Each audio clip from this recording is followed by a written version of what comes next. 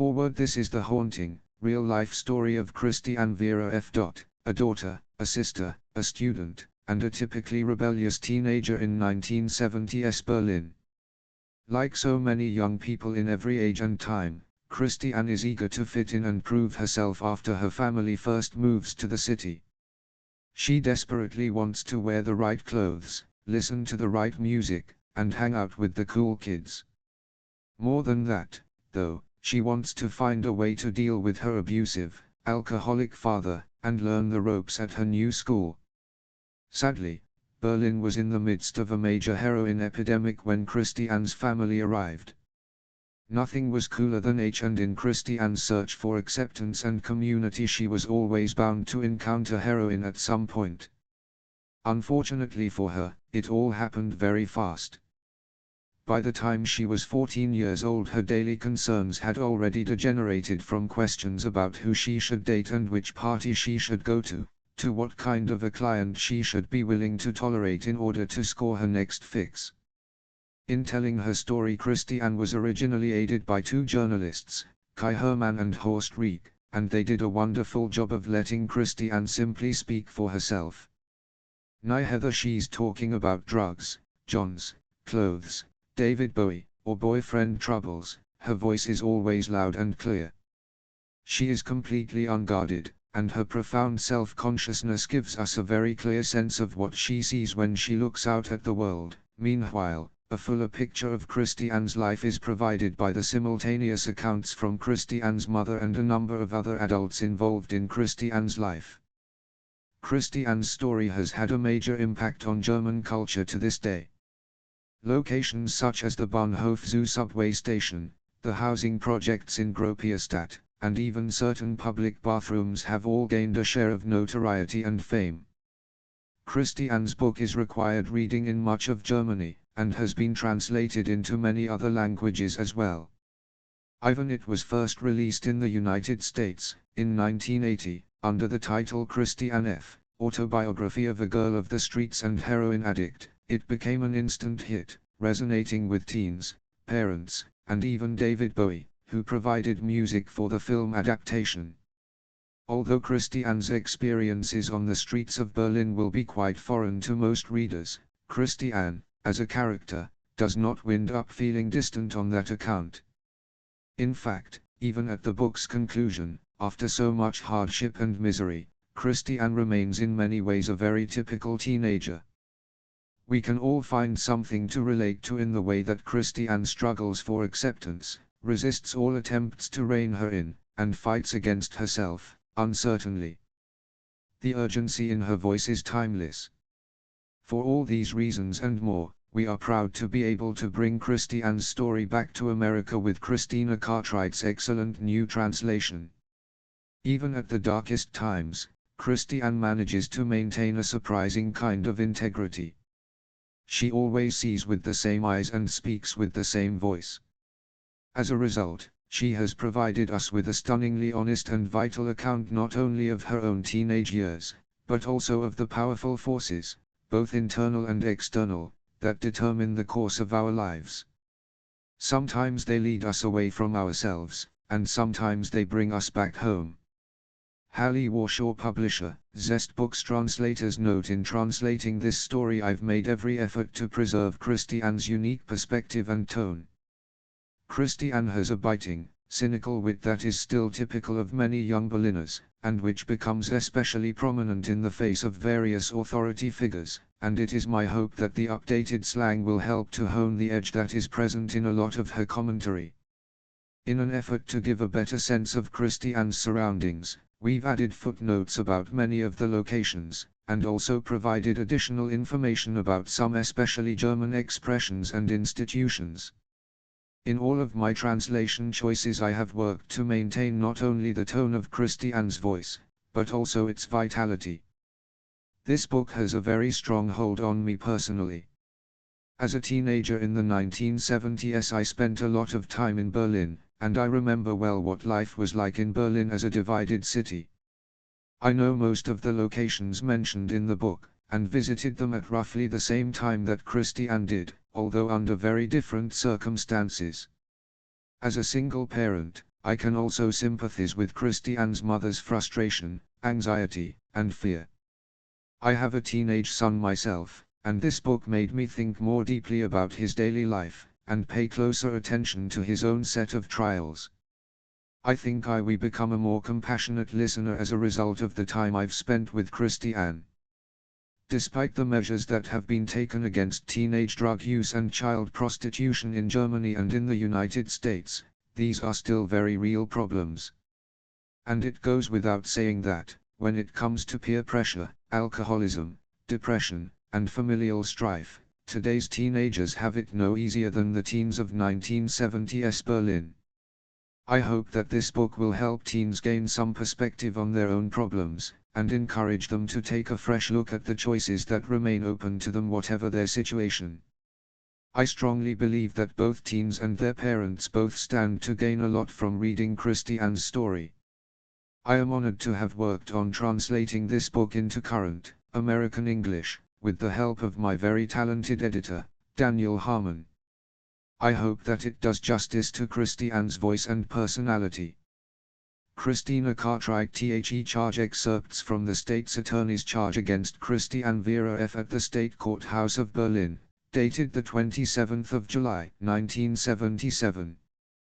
The student Christiane Vera F. is charged as a legally responsible juvenile with having used regulated narcotic substances continuously after the 20th of May, 1976, without authorization by the Federal Department of Health. Moreover, the accused has been using heroin since February 1976, injecting herself with approximately 1/4 of a gram each time, at first only intermittently, but then later on a daily basis. She has been criminally responsible and accountable since the 20th of May 1976. On March 1 and the 13th of March 1976, the accused was found in the halls of the Zoo and Kurfürstendamm subway stations, and searched for drugs. She had 2 substances containing heroin on her person, one weighing 18 milligrams and the other 140.7 milligrams. On the 12th of May, 1977, the mother of the accused, Mrs. F., found a heroin-containing substance among her daughter's personal belongings, which she sent to the criminal division of the police. As a result, on that same day, a tinfoil packet containing 62.4 milligrams of a heroin-containing substance was confirmed to be among the personal effects of the accused. Heroin-related paraphernalia was also found among her personal effects. Laboratory tests revealed that there were heroin-containing substances adhering to the paraphernalia. Also, analysis of her urine revealed the presence of morphine. In her defense, the accused stated that she had been using heroin since February 1976. In addition, she had worked as a prostitute since the winter of 1976 to acquire the money she needed in order to purchase the drugs. It must be assumed that the accused continues to consume heroin today. In the 1970s and 1980s, the German government's policy on drug use was extremely strict. In the years that followed, a number of experimental new policies were put into place, including harm reduction, a policy in which drug addicts are given low doses of drugs in a controlled environment. But at this time in Germany all drug users were considered criminals and expected to become drug. The verdict excerpts from the verdict of the New Munster County Court, dated the 14th of June, 1978. Verdict in the name of the people. In the criminal case against the student Christiane Vera F., for offenses against narcotics laws, the accused is guilty of continuous purchase of narcotics in concurrence with continuous tax evasion. Sentence of youth detention is suspended and the accused is placed on probation. Grounds: the accused experienced normal development up to her 13th year. She possesses above-average intelligence and fully understood that the purchase of heroin represented a punishable offense. Although there is sufficient evidence that the accused was already addicted to drugs by the 20th of May, 1976, before becoming criminally liable, this fact precludes neither her criminal responsibility nor her criminal liability. The accused was able to recognize the seriousness of her situation, and made an effort to stop using these drugs. She was therefore fully capable of recognizing the illegality of her conduct, and to act on that realization. The prognosis for her future is, at the moment, positive, even though her sobriety is far from guaranteed. In the near future, the continued progress of the accused must be monitored with care and attention. Zoo station. It was all incredibly exciting. My mom had been packing suitcases and boxes for days. We were going to start a new life together. I had just turned 6, and I was going to start attending school right after we finished with the move. While my mom was packing and getting more and more anxious, I hung out almost every day on the Volkel farm. I waited for the cows to be herded into the barn for milking. I fed the pigs and the chickens, and ran around and played crazy games in the hayloft with the other kids. I was able to carry the farm's kittens around with me. It was a wonderful summer, the first one that I remember consciously enjoying. I knew that we were going to leave soon and move to a large faraway city named Berlin. My mom flew ahead because she wanted to set up the apartment first. My little sister and my dad and I followed a couple of weeks later. It was the first time that my sister and I had ever flown anywhere. Everything was unbelievably exciting. My parents had told us wonderful things about the huge apartment with the 6 big rooms that we'd soon be living in. My parents were going to make a lot of money in Berlin. My mom said that we would each have our own big room. They were going to buy really nice furniture. She would describe what our rooms would look like in vivid detail. I know, because as a kid I never stopped fantasizing about that room. In my imagination, it became more and more beautiful with every passing day. I'll never forget what the apartment looked like when we actually arrived. I felt this deep-seated fear when I was in it. It was so big and empty that I was afraid I would get lost. If you spoke loudly enough, there was a spooky echo, too. Only 3 rooms had any furniture in them. In the kids' room there were 2 beds and an old kitchen cabinet for our toys. In the second room was my parents' bed, and in the biggest room we only had an old couch and a couple of chairs. That's how we lived in Berlin-Kreuzberg 2 on the north bank of the Spree River. After a few days, I finally took a chance and rode my bike down the street all by myself because I saw a few of the older kids playing outside. In the town where I grew up, the big kids always looked out for the little kids, and played with them. But right away the kids out front said, "What's she want here?" and knock away my bike. When I got it back it had a flat tire and a bent rim. My dad spanked me because the bike was broken. From then on, I only rode my bike around our 6 rooms. 3 of the rooms were actually supposed to function as an office because my parents wanted to run a dating service out of the apartment. But the desks and armchairs that my parents talked about never arrived. The kitchen cabinet stayed in the bedroom that I shared with my sister. One day a moving truck arrived, and the couch, beds, and kitchen cabinet were all transported to one of the tall apartment buildings in Gropiusstadt. 3 So now, instead of living in the big place in Berlin-Kreuzberg, we were confined to 2.5 small rooms in an 11th floor apartment. The big, expensive furniture that my mom always talked about would have never fit into the room now meant for us kids. Gropiusstadt, the projects. Home to 45,000 people, but mainly just a forest of high-rises, with some patches of green and shopping centers in between.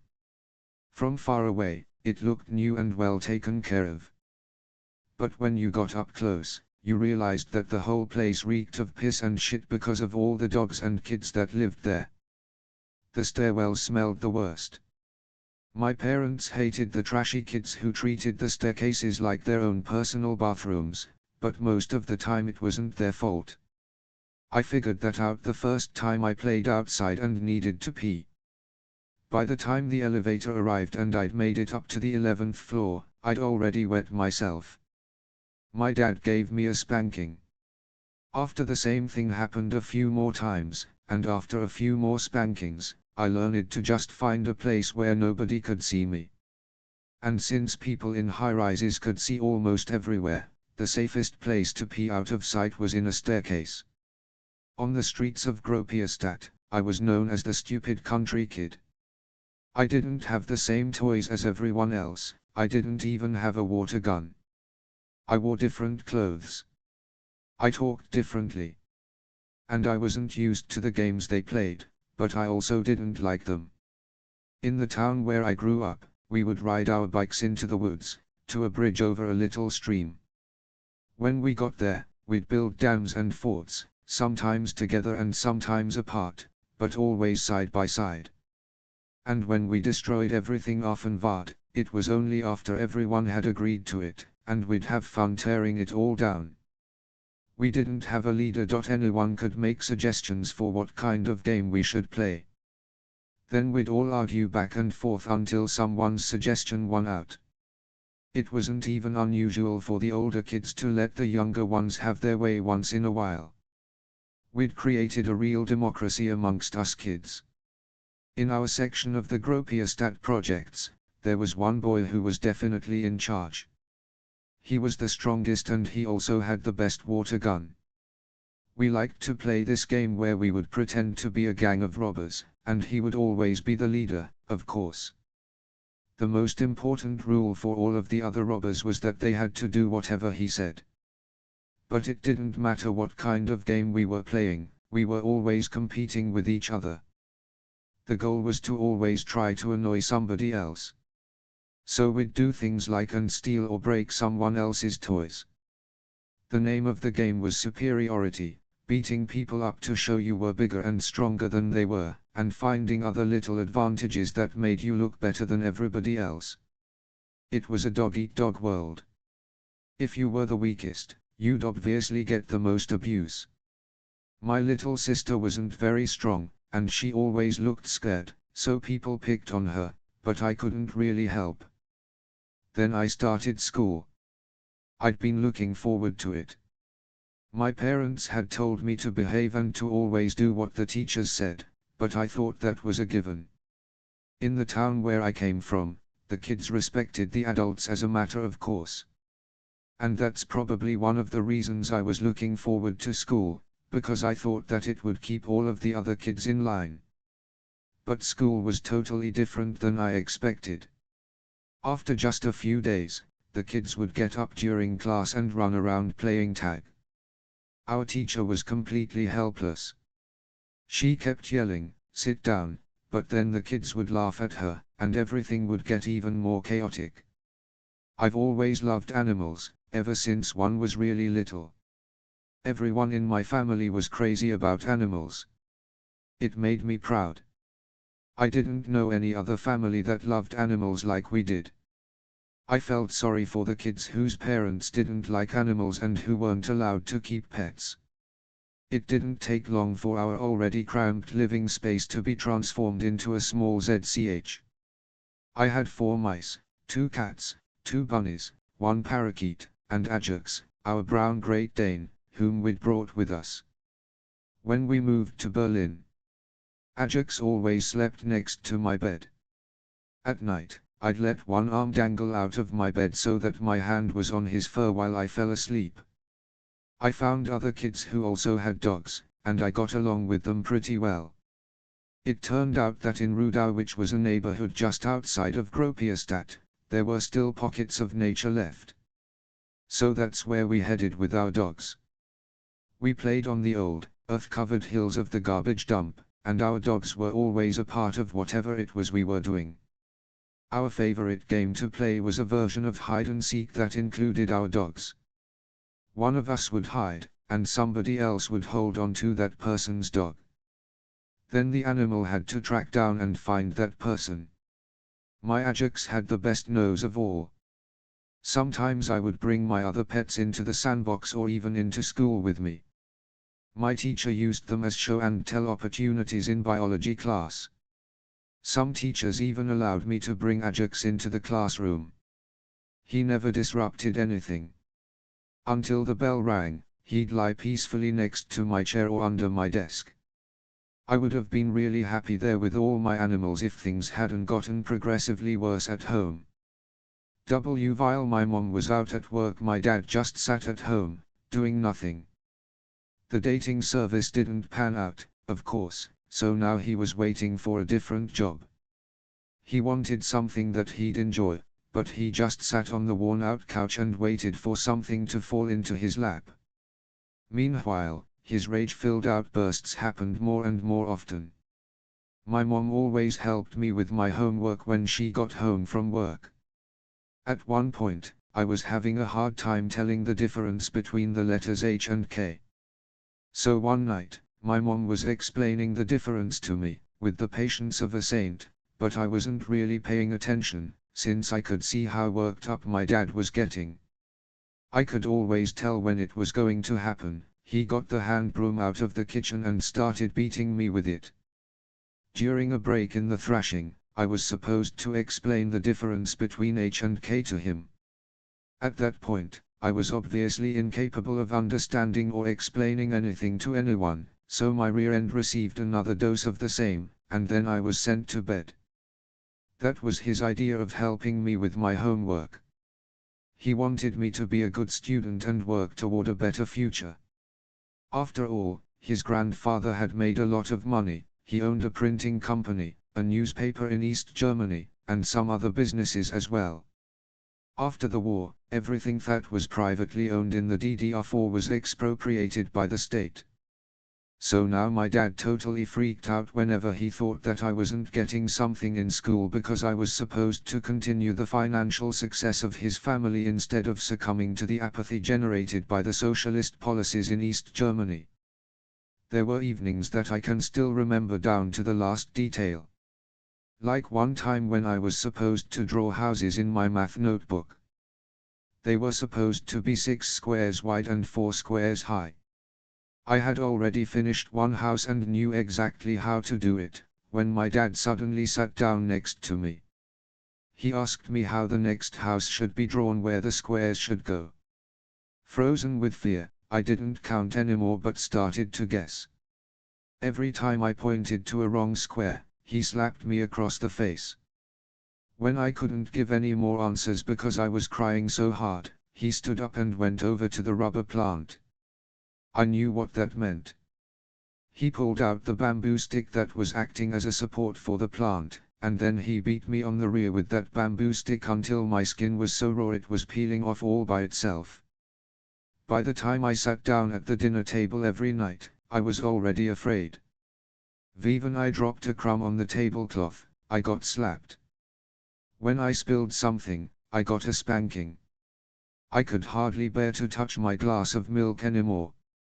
I was so nervous that I caused some small disaster at almost every meal.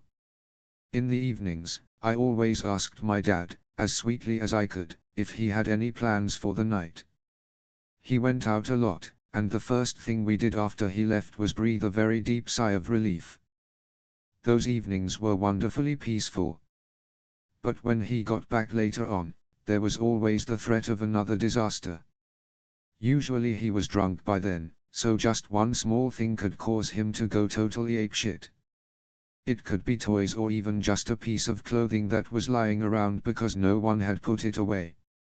My dad always said that nothing was more important than tidiness. And if he saw something that hadn't been cleaned up when he came home, he'd drag me out of bed and beat me. After he was done with me, my little sister would also get a beating. Then my dad would throw all our stuff onto the floor and demand that we pick it up and put everything away in just 5 minutes. Of course we could almost never get it done, so we'd get another spanking. My mom would usually just stand in the doorway and cry while all this was going on. She didn't dare defend us because then he would beat her, too. Only Ajax, my Great Dane, would intervene. While my dad was beating us, he would whimper in a really high voice and stare at us with his big, sad eyes. Ajax was the only one who could bring my dad to his senses because he loved dogs as much as we all did. He once yelled at Ajax, but never beat him. Despite all that, I still loved and respected my dad. I thought he was way better than other kids' dads, but I was still terrified of him, despite the fact that I thought it was completely normal when he would smash things or hit whoever happened to be around him. It wasn't any different at the other kids' homes in the projects. Sometimes they even got black eyes, and so would their moms. There were some dads who even passed out drunk in the street or woke up in the playground. Sometimes furniture came flying out of the windows from the apartments above us, and women would yell for help so that the police would have to come. It wasn't anywhere near that bad with our family. My dad never got that drunk. My dad constantly nagged my mom about spending too much money even though she worked and he didn't. Sometimes she would tell him that most of it financed his drinking escapades, his women, and his car. Then their fights would get physical. His car, the Porsche, was the one thing in this world that my dad loved most. He buffed and polished it every day, or at least every day it wasn't in the repair shop.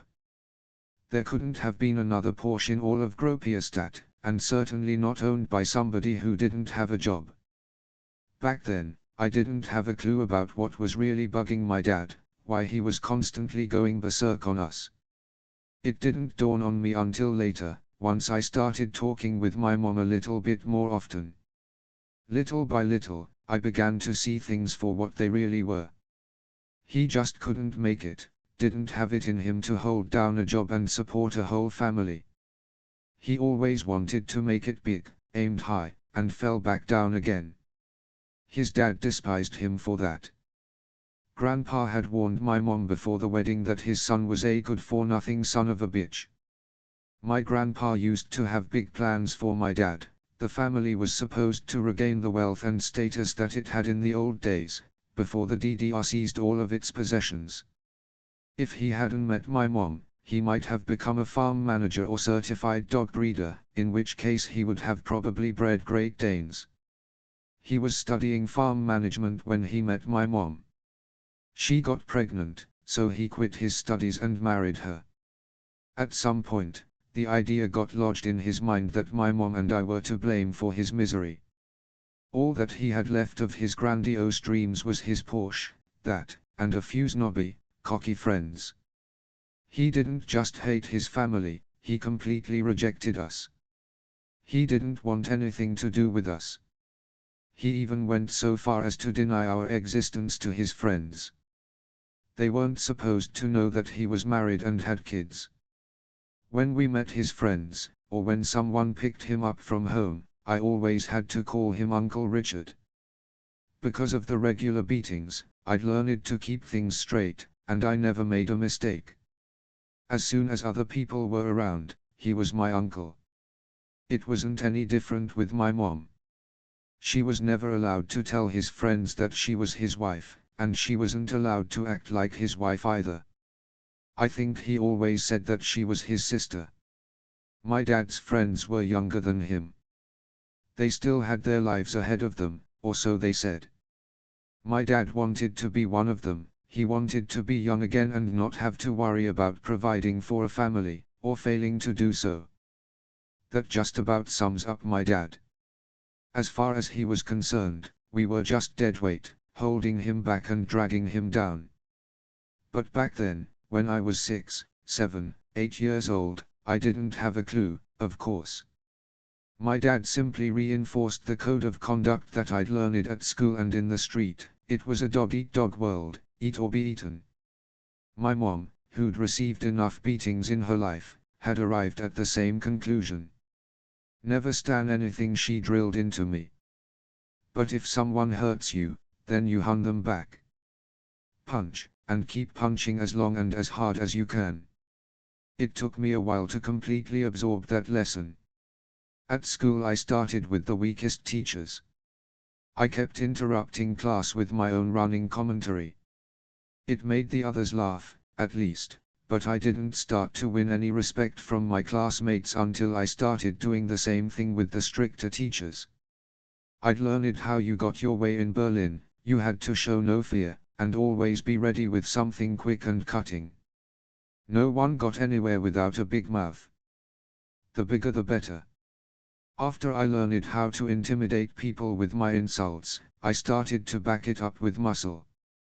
I wasn't really that strong, but when I got angry, I got angry. I learned that a big mouth combined with a bit of well-timed fury could win out over someone much stronger than me. It got to the point where I would even look forward to pissing people off because then I'd get a chance to prove myself again after school. Often, I didn't even have to get physical. The kids just respected me. In the meantime, I turned 8. All I wanted was to just grow up already, to be an adult, like my dad, and to have real power over others. Whatever power I already had, I experimented with and used as much as possible. At one point, my dad actually found a job. It didn't make him happy, but it at least paid for his Porsche and for his alcohol. And so now that he had a job, my younger sister and I got to stay home alone in the afternoons. I'd also become friends with a girl who was a couple years older than me. Being friends with her made me proud and gave me even more credibility at school. Almost every day after school, we played this game with my little sister. We collected cigarette butts out of garbage cans and ashtrays, then we straightened them out, held them between pinched lips, and puffed away. When my sister tried to get a piece of the action, though, she got a slap on the fingers. We ordered her to do the housework, to wash the dishes, dust, and do whatever else our parents had asked us to do. Then we grabbed our doll carriages, locked the apartment, and headed out for a walk. We kept my sister locked up until she'd finished all of the chores. At around this same time, when one was about 8 or 9, a riding stable opened up in Rudau. At first, we were really pissed off, because it meant that we were going to lose the last bit of wilderness and nature in the area, the one place where we could escape with our dogs. It was going to be fenced in and cleared of trees. But then I started talking with the owners, and we got along really well. I helped them with cleaning stables and taking care of the horses, and in exchange I was allowed to ride for 15 minutes or so in down times during the week. I thought that was the best thing that had ever happened to me.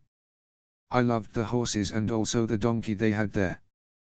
But there was something else that I thought was incredible about riding, the feeling of power that it gave me. The horse I was riding was much stronger than me, but I could force it to bend to my will. When I fell off, I had to get back on. I had to get back up again and again, until the horse finally obeyed me. They didn't always need help at the stables, and when they didn't, I'd need to find another way of getting money for my 15-minute ride.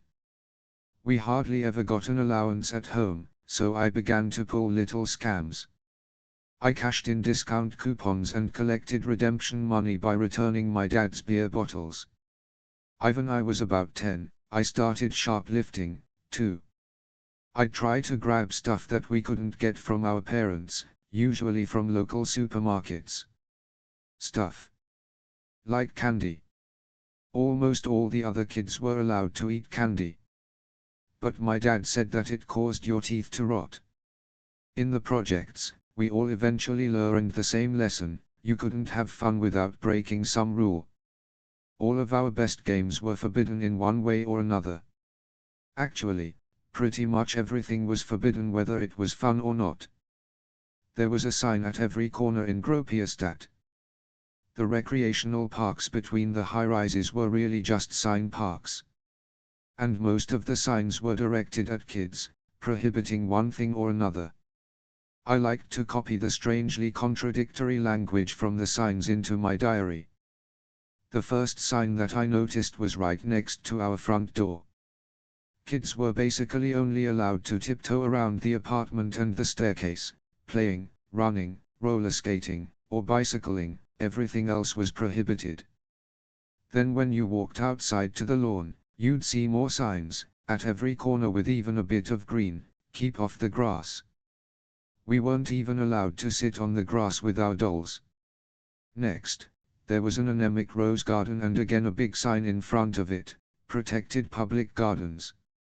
Right below this bit of advice there was a paragraph that pointed out that punishment would follow should anyone get too close to the pathetic little roses. So we were only allowed onto the playground. Every few high-rise apartment buildings were allotted one playground, usually consisting of some sand, which was also used as a urinal, a few broken climbing structures, and of course a huge sign. The sign was installed inside an iron box, under glass, and the glass was protected by an iron grate, in case we got the crazy idea to smash that piece of nonsense. The sign was titled Playground Rules and it instructed kids to use the playground exclusively for fun and relaxation. That simple goal was actually made pretty difficult, though, since we weren't allowed to relax at our convenience. In bold, underlined letters, we were also told that the park was only open from 8 a.m. until 1 p.m., and from 3 p.m. until 7 p.m. So by the time we got home from school, we could forget about any fun and relaxation. Technically speaking, my sister and I weren't even allowed on the playground, since the sign declared that kids could play there only with permission from and under supervision of their legal guardians. And even if our parents had been with us, we would still have broken the rules, since the community's need for quiet should be especially respected. According to these rules, we could only really just play catch, silently, of course, and under supervision. But the fun stopped there, because even then, any ball games of athletic nature are not allowed. So no dodgeball, no soccer. This was especially hard on the boys, who had to release their extra energy, and pent-up frustration, on the climbing structures, benches, and, of course, all those signs.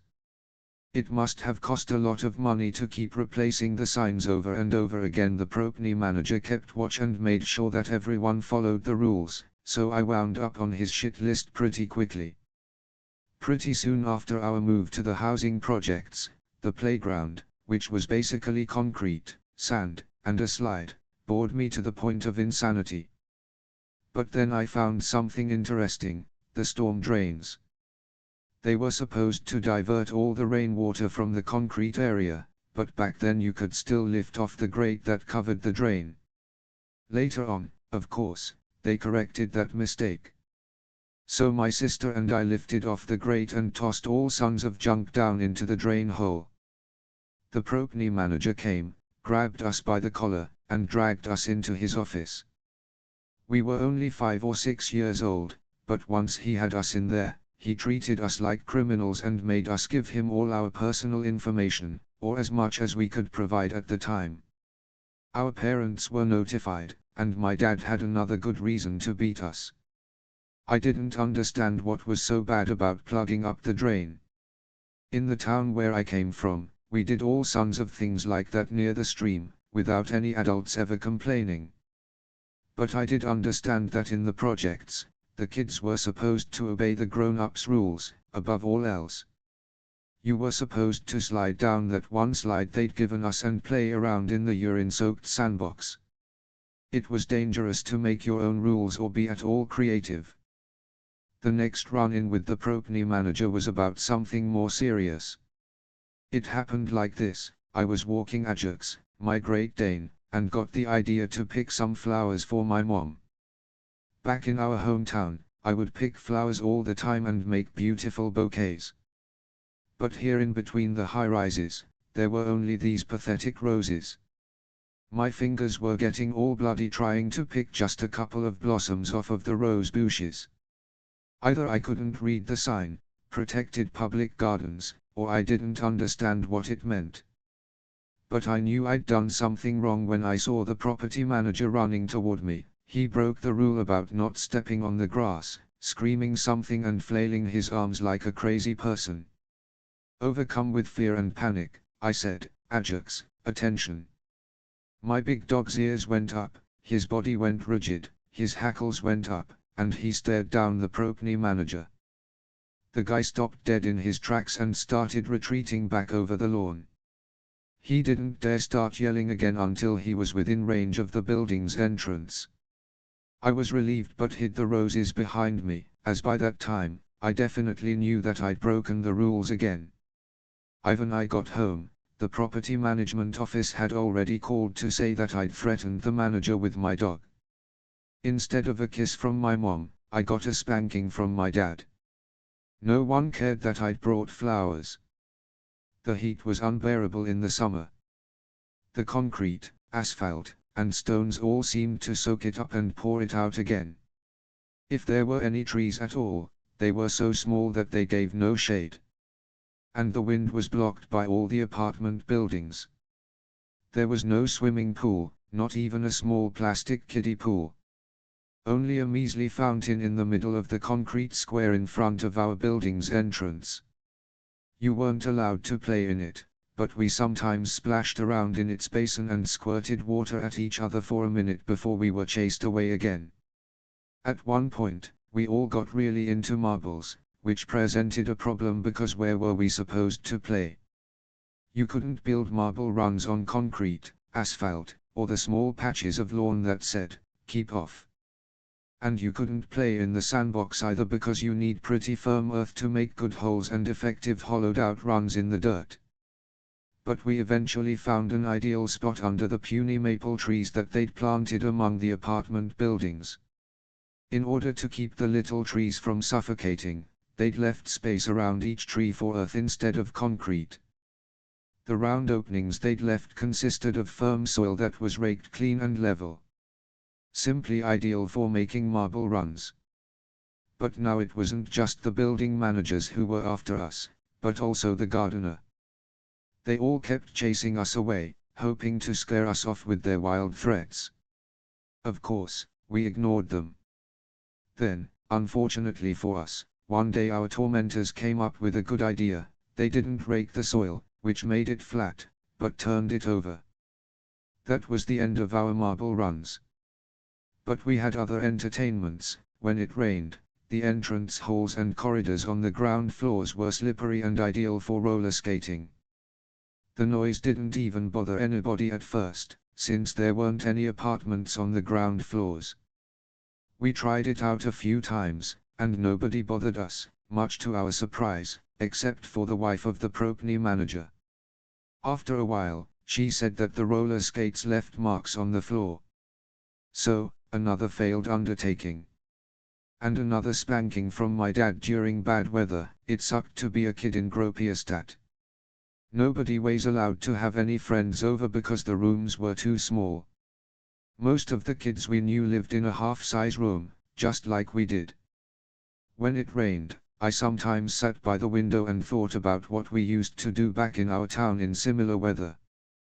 Wood carving, for example. We were always ready for rainy weather. When the weather was nice, we'd go into the woods and collect thick pieces of oak bark for making little boats. And then, if it rained for so long that we actually finished with our carving before the rain stopped, we'd just put on our rain gear and head down to the stream to try out the boats. We'd even build harbors and organize races. So, we couldn't have each other over, but there was also nothing entertaining about hanging out between the high-rises when it was raining. We had to think of something. Something fun. Something that was totally against the rules. And then it hit us, we had the elevators. At first, the objective was just to annoy the other kids. We'd grab a kid, lock him in an elevator, and then push all the buttons. The other elevator we'd hold at the ground floor. Then the kid had to rattle all the way to the top, stopping on every floor. They did that to me a lot, too. Especially when I came back from a walk with my dog and had to be back on time for dinner. It would take forever to get to the 11th floor, plus it made Ajax really nervous. It was even worse for the kids who had to pee. If they got pranked, then they'd usually end up having to pee in the elevator. But the worst thing of all was when it happened to a kid who had no wooden spoon, or whose wooden spoon had just been grabbed. All the little kids made sure to never go outside without our wooden spoons because we could only reach all the elevator buttons with something that had a long handle. The easiest thing to grab and take along was a long-handled wooden cooking spoon out of your mom's kitchen. Without such a wooden spoon, you were screwed. If you lost it or the other kids took it away, you had to trudge up flights of stairs. The other kids wouldn't dare help you, and the grown-ups wouldn't either because they thought that you just wanted to play with the elevator and break it. The elevators broke down a lot, and we weren't entirely blameless there. We also liked to hold elevator races, because even though they went at the same speed, there were a few tricks you could use to shave a few seconds off your time.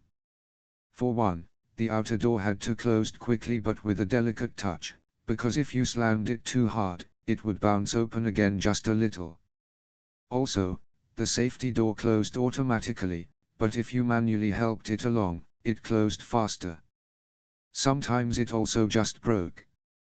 I was pretty good at racing the elevators. Soon, our 13 floors weren't enough for us anymore. Besides, the caretaker was always right on our heels, which added an unpleasant element of stress. We needed new terrain, but going into other apartment buildings was absolutely forbidden for us.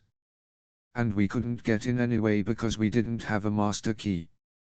But then we found a way. There was a second entrance for furniture and other large delivery items. It was blocked by a gate, but I figured out how to get through. You needed to go head first, and it was a real puzzle to figure out how to turn your head to squeeze past, but somehow we did it.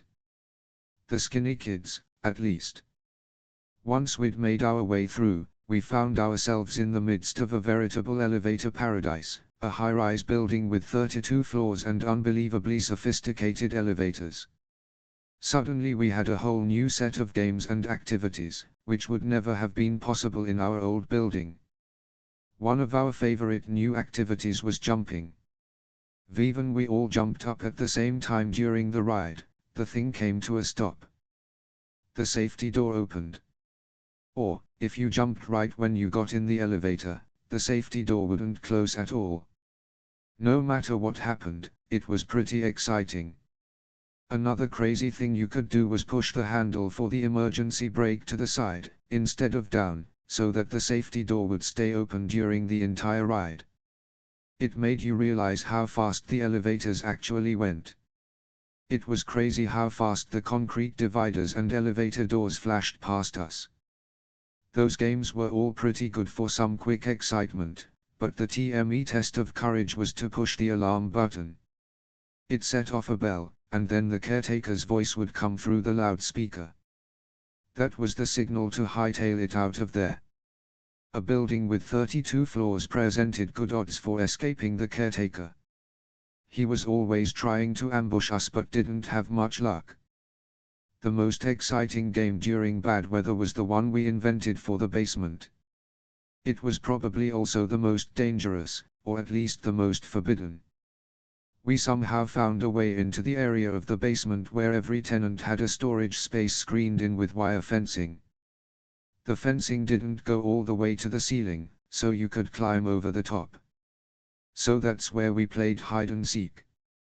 We called it no holds barred hide and seek, meaning, you could hide anywhere. It was really creepy. It was already pretty scary to hide among the unfamiliar stuff of strangers in that dusty, dim light.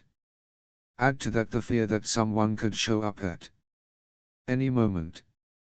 We suspected that we were pretty much doing the most illegal thing we could possibly be doing. We also played this game where we tried to outdo each other in finding the most outrageous things in those storage spaces, toys, or junk, or clothing, which we'd then play with, or mess with, or try on. Offenbart, of course, we usually couldn't remember which storage spaces the stuff had come from, and so we just tossed it anywhere. Sometimes, if there was something really cool, we'd take it with us. Of course, then it was discovered that someone had broken in down there. But we were never caught. That's how we came to learn the following rule: if it's allowed, it's probably boring, and if it's forbidden, it's probably fun. There was a shopping center across from our apartment house, which was also more or less off limits for us. It was guarded by a fanatical caretaker, who chased us off whenever he saw us. He went really nuts whenever I came remotely close by with adjects. He said that we were the ones who trashed the place and brought all the dirt into the shopping center. The place looked okay from a distance, but if you got up close, you saw how dingy and dirty everything was. Each shop tried to be more swanky, more exclusive, and classier and hipper than the last. But the dumpsters in the back were always overflowing and stank, and you always risked stepping in melted ice cream or dog shit, or knocking over soda cans and beer bottles. The caretaker of the shopping center was supposed to clean it up at night. No wonder that he'd lurk around all day, hoping to catch someone making a mess. But he was powerless to do anything about the store owners, who threw their trash next to the dumpsters. And he didn't dare approach the drunk teenagers who freely tossed empty beer cans anywhere they wanted to. And the old ladies with their little dogs just snapped sassy replies back at him. So he let out his primitive rage against us kids.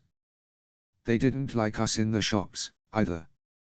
When one of us got some money, whether by allowance or some other means, we'd go straight into the coffee shop, where they also sold penny candy. And all the other kids would follow behind, because that was a big event. It drove the say less ladies nuts when a half-dozen kids came into the store and started arguing over what they should buy for a few pfennigs. 5 Eventually we started hating the store owners and didn't think twice about stealing from them. There was also a travel agency in the shopping center, where we liked to stand and press our noses against the window until we were shooed away. They had these fantastic pictures in the shop windows showing palm trees, beaches, native people, and wild animals. In the middle of it all hung a model airliner from the ceiling. We all liked to pretend that we were sitting in that plane on our way to that beach, climbing palm trees to watch rhinos and lions. Next to the travel agency was the Bank for Commerce and Industry. Back then, we didn't think it was weird for there to be a Bank for Commerce and Industry in Gropiusstadt, of all places, where everyone earned their paltry wages by working for industrial and commercial establishments. We liked the bank. The refined gentlemen in their fancy suits were always friendly to us. They also weren't as busy as the ladies in the coffee shop. They would let me change my pfennigs, which I'd swiped from my mom's penny jar, for larger coins. And it was necessary, too, since in the coffee shop, they'd get furious if you paid for anything with pennies. And at the bank, if we said please, like sweet, well-behaved kids, they'd give us little piggy banks. Or little banks shaped like elephants sometimes, too. Maybe those nice gentlemen thought that we needed so many piggy banks because we were such diligent savers. But I, for one, never put a penny into any of them. Instead, we used the animals to play zoo in the sandbox. As our pranks got worse and worse, they built something they called an adventure playground for us. I don't know what they really meant by adventure.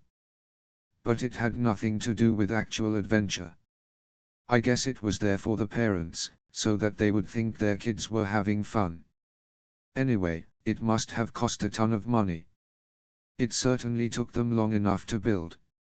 And when we were finally allowed on it, we were greeted by friendly social workers. So, what would you kids like to play and shit like that? The so-called adventure consisted of us being constantly supervised. They gave us real tools and smooth planed boards and nails. So one was allowed to build something, it would seem. A social worker would make sure that we wouldn't smash our fingers with the hammer. Once a nail was in the wood, it was in. No taking it out or changing anything. Of course, we always changed our minds before it was finished and wanted to make it look different. I was explaining to one of those social workers once that where I used to live, in the country, we built caves and real tree houses. Without hammers or one single nail. With whatever boards and branches we could find. And every day, when we came back, we kept tinkering with it and changing everything. And that was fun. I'm sure the social worker was trying to understand what I meant about changing a project before it was finished, but he had his responsibilities and instructions. In the beginning, we still had our own ideas about what we could do on this adventure playground. For example, once we wanted to be a pretend Stone Age family and cook real pea soup over a fire. The social worker thought that was a great idea. Unfortunately, he said, cooking pea soup wasn't allowed. How about building a cabin, he asked, with hammer and nails. A hammer and nails, in the Stone Age. But soon the playground was closed off again. They said they wanted to rebuild it, so that we could also use it in bad weather. Then iron beams were unloaded, and cement mixers and a team of construction workers arrived. They built a concrete bunker with windows. Seriously, a real concrete bunker. No log cabin or anything like that, but a block of concrete. Its windows were smashed in after a few days.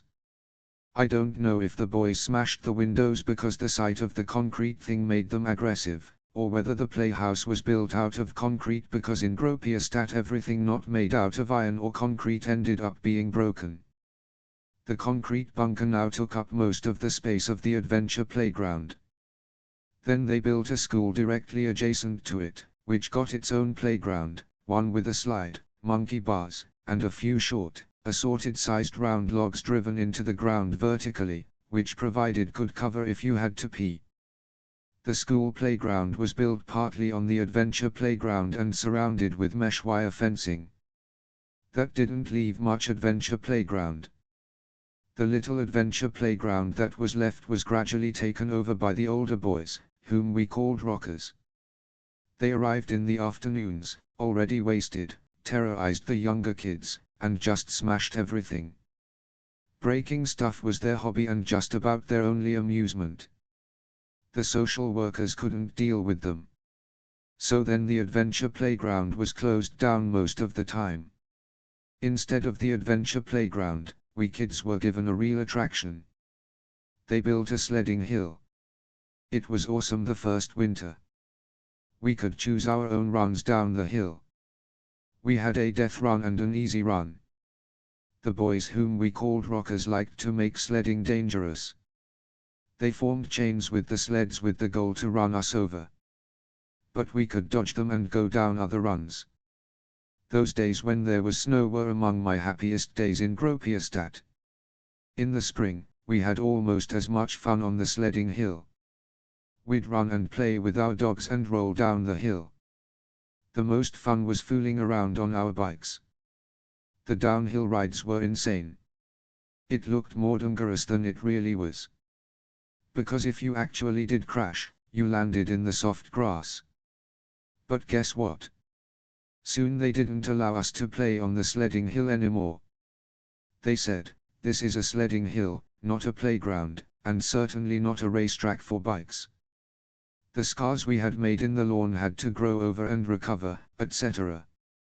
By now we were no longer little kids, so the word forbidden had lost its effect on us, and we kept on going to the sledding hill. Then one day, the men from the landscaping department arrived and put up barbed wire fencing all around the sledding hill. But we only conceded defeat for a few days. Until someone found some wire cutters. We cut a hole into the barbed wire that was big enough to get through with our dogs and bikes. When they patched the hole, we cut it open again. A few weeks later, the little army of construction workers was back. They started walling off and paving over our sledding hill. Our death run got turned into steps. Paved walkways cut through all of our runs. Onto the top of the hill, they put a cement platform. One strip of grass remained for sledding. During the summer months, there wasn't a thing left for us to do on the hill. In the winter, the one remaining sledding run was way too dangerous. But the worst was having to walk to the top. You now had to negotiate stone slabs and steps that were always iced over. We blooded our knees, bumped our heads, and, if it was really bad, got a concussion. You see, everything was made more and more perfect in Gropiusstadt. Even we moved there, this grand example of a model suburb was not finished yet. Especially right outside the high-rise quarter, there was much that had not yet been perfected. What we considered to be our paradise playgrounds were just a short walk away, so even we younger kids could get to by ourselves. The most beautiful spot was near the wall, 6 which wasn't far from Gropiusstadt. There was an undeveloped strip alongside it that we called the Little Woods or No Man's Land. It was almost 22 yards wide and nearly a mile long. There were trees, bushes, tall grass you could disappear in, old boards, and water holes. There we climbed around, played hide and seek, and felt like explorers who every day discovered a new part of our little wild wood. We could even make campfires and roast potatoes and make smoke signals. But inevitably, one day, it was discovered that kids from the projects were playing over there. Then the troops arrived again to create order and clean up. And they put up the all too familiar signs. Nothing was allowed anymore, everything was forbidden: biking, climbing trees, letting dogs run off leash. The policemen, who were lurking around the area anyway because of the wall, made sure that the new rules and regulations were obeyed. Apparently our no man's land was now a bird conservation area. A little later, they turned it into a garbage dump. But there was still the old landfill, which had been covered over with earth and sand. We often played on it with our dogs. This was also secured against us, first with barbed wire, then with tall fencing, before a scenic restaurant was built on top of the dump. Another beautiful spot to hang out was in a few fields that the farmers no longer cultivated. There, the corn and cornflowers and poppies and wild grasses and nettles grew so high that you would soon sink into them up over your head. The government had bought these fields with the intention of turning them into real recreation areas. Piece by piece they were fenced off. A riding stable swallowed up one portion of the old fields, and tennis courts were built on another part. So now there was nothing left for us. That took care of all the places we could go to get away from Gropiusstadt. At least my sister and I worked and rode horses at the riding stable. In the beginning, we could ride wherever we wanted to go. Later, it was forbidden to ride on all streets and even country roads. They had built a dedicated riding path for that purpose. Exactly the way a proper riding path was supposed to look, with nice sand and everything. Probably cost a lot of money. This riding path ran right alongside the railroad tracks. Between the fence and the railroad tracks, you could just barely fit 2 horses side by side. That's where we were supposed to ride now, as the freight trains came thundering past. I'd like to see a horse that doesn't bolt when a loaded freight train thunders by a couple of yards away. In any case, our horses always freaked out. And the only thing you could think about at that moment was, I hope my horse doesn't run into the train. But I was a lot better off than the other kids because I had my pets. Sometimes I took my 3 mice with me to the sandbox at the playground. At least the playground regulations didn't say, no mice allowed. We built tunnels and caves for them and let them run around. One afternoon, one of the mice ran into the grass that we weren't allowed to step on. We couldn't find it again. I was a bit sad but consoled myself with the thought that the mouse was probably much happier outside than in the cage. Of all evenings, my dad picked that one to come into our kids' room and look into the mouse cage. He asked in a funny tone of voice, "Why are there only 2? Now here is the 3rd mouse." I didn't sense any danger yet, didn't pick up on the weird tone of voice. My dad never liked those mice and always told me to get rid of them. I told him how the mouse got away on the playground. My dad looked at me like a lunatic. I knew that now he'd go totally psycho. He screamed and immediately started beating me. He was hitting me, and I was wedged into my bed and couldn't get out. He had never before hit me like that, and I thought he was going to kill me.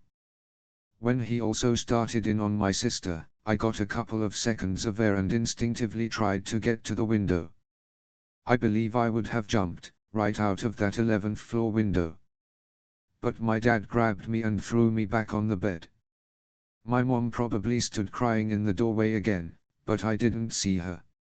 I only became aware of her when she threw herself between my dad and me. She pounded on him with her fists. He'd completely lost it. He was punching and beating my mom in the hallway. Suddenly I was more afraid for my mom than I was for myself. So I ran after them into the hallway. My mom tried to escape into the bathroom and close the door before my dad could get there. But my dad had a good grip on her hair.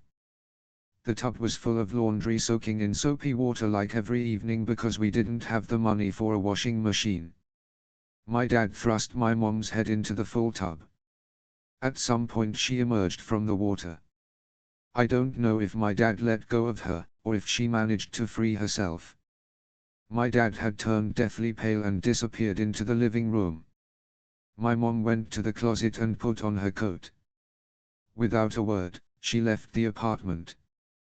That was without doubt one of the most terrible moments of my life, when my mom simply left without a word. Left us alone in the apartment. At first, all I could think was that he'd come back and continue beating us. But in the living room, all was quiet, except for the TV, which was on. I brought my sister into my bed with me. We hung on to each other. My sister had to go pee. She didn't dare go into the bathroom, and she was trembling. But she also didn't want to pee in the bed because that would result in more beatings. At some point, I don't know when, I took her by the hand and walked with her to the bath cage. From the living room, my dad said good night to us. Nobody woke us up the next morning. We didn't go to school. Sometime before noon, my mom returned. She hardly spoke a word. She packed a few of our things, stuffed Peter, the cat, into a bag, and told me to put Ajax on the leash. Then we were off to the subway. The next few days we stayed with one of Mom's work colleagues in her small apartment. My mom explained to us that she wanted to get a divorce. My mom's colleague's apartment was too small for my mom, my sister, Ajax, Peter, and me. After a few days, her colleague showed signs that we were getting on her nerves. So my mom packed up our stuff again, we grabbed the animals and headed back to Gropiusstadt. My dad came into the apartment just as my sister and I were taking a bath in the tub. He came into the bathroom and said real normal like, as if nothing had happened, "Why did you go away? You really don't need to sleep at strangers' houses.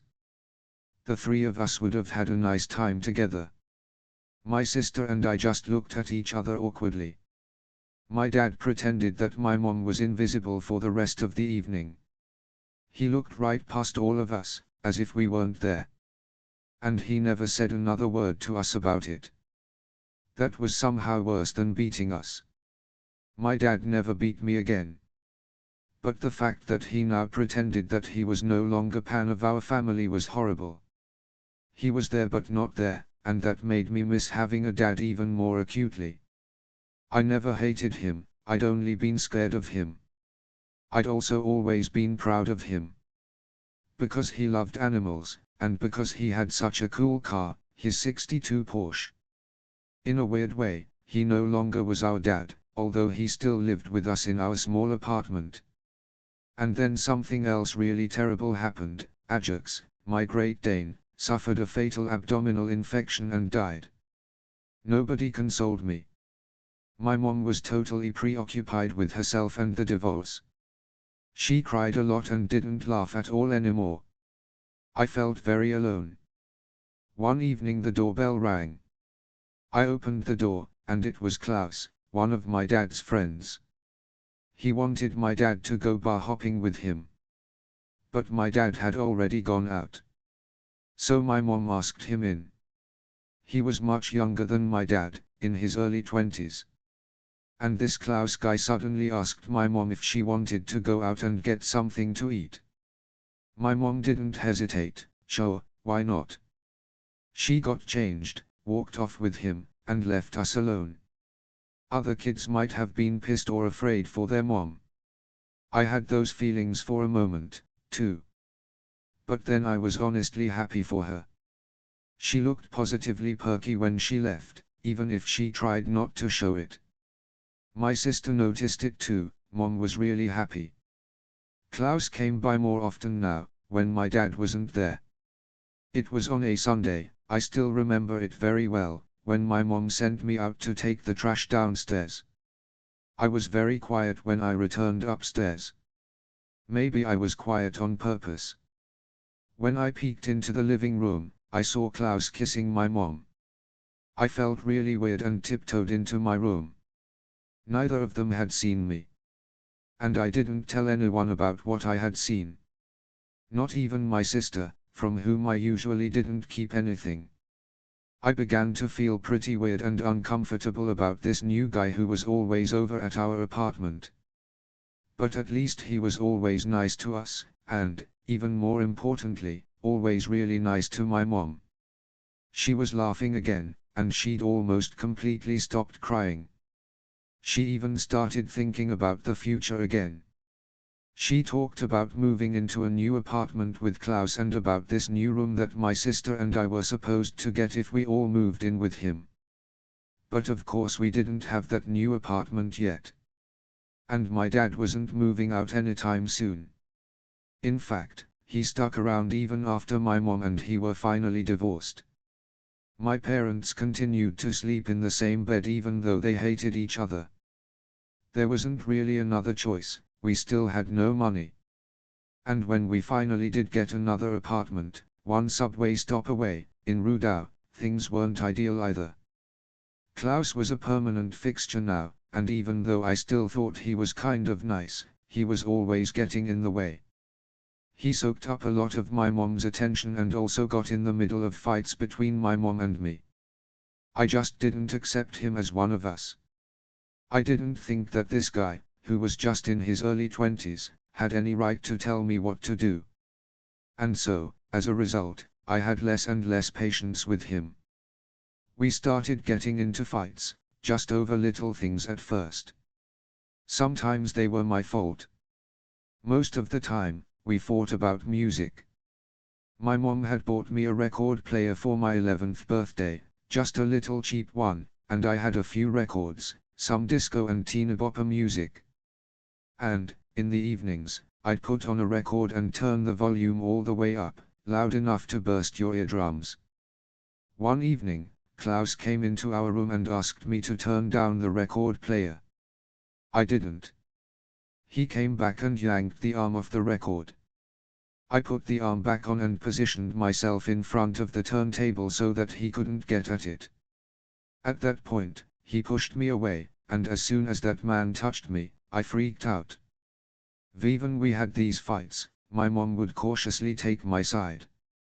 That was also awkward because then it would escalate to a fight between Klaus and my mom, which made me feel kind of guilty. There was definitely one person too many in the apartment, and I had a strong suspicion about who that one person was. That being said, for the most part our fights weren't that bad, and they weren't that frequent either. What was worse than the fights was the quiet, when we'd all sit together in the living room.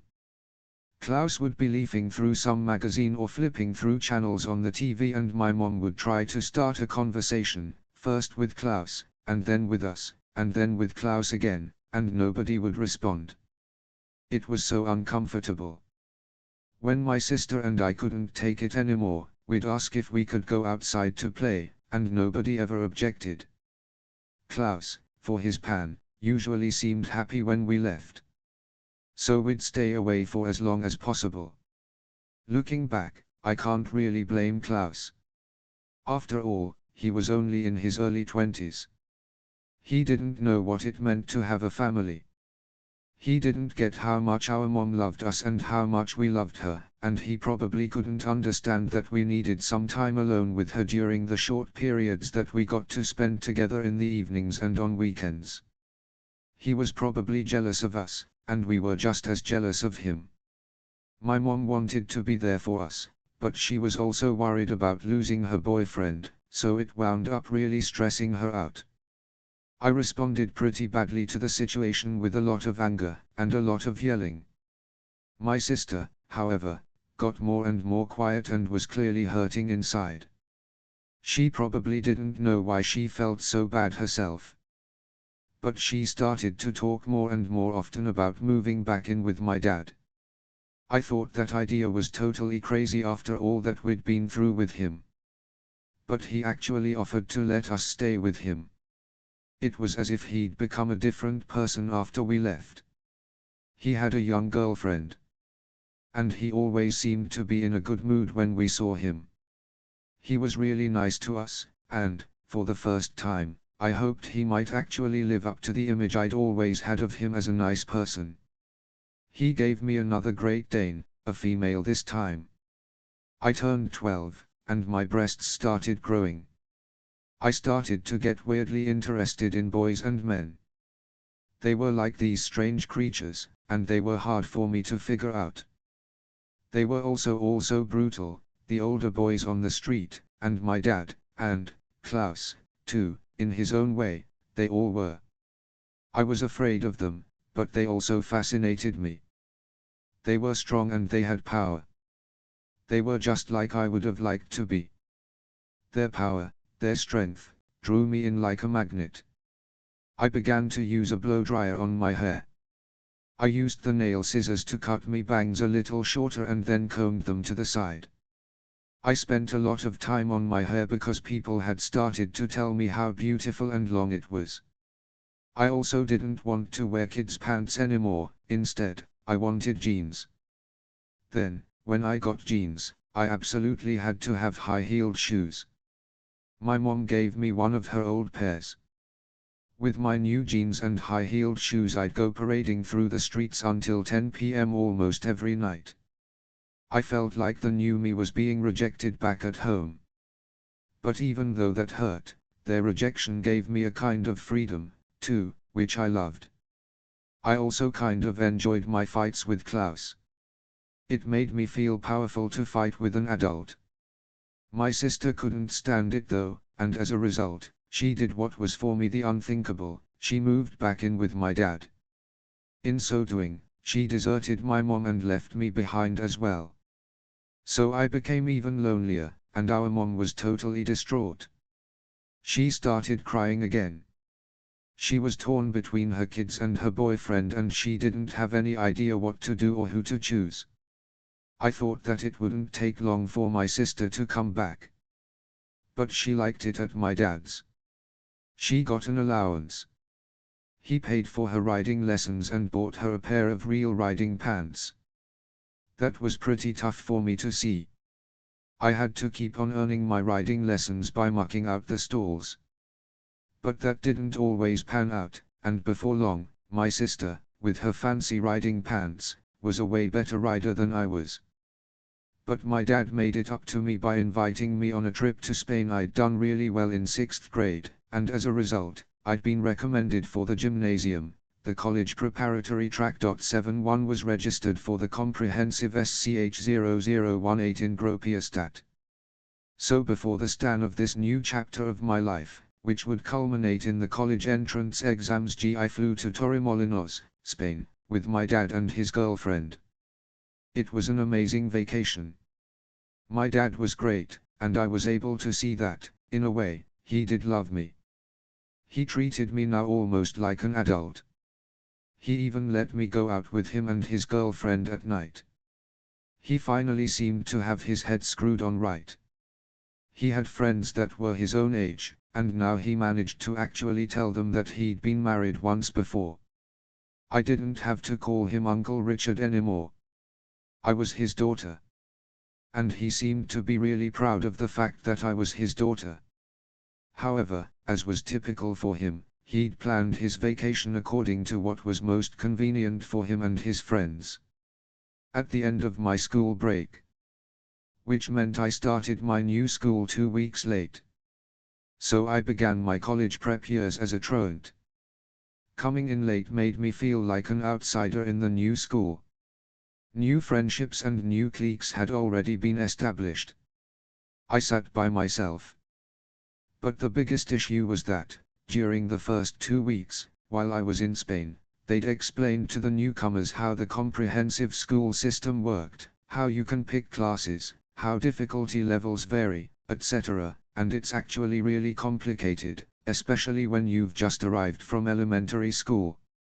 Everyone else had gotten help with selecting their courses and setting their schedules. Meanwhile, I was lost and alone. I had absolutely no idea how the school functioned. And I never figured it out either. It wasn't like elementary school, where each grade would have a designated teacher who would look out for his or her own group of students. Here, every teacher taught a couple hundred students, all in different grades and courses. If you wanted to successfully complete your college entrance exams in comprehensive school, you really had to know what you were doing. You had to be self-motivated and make the conscious decision to study and work your way up into the advanced courses.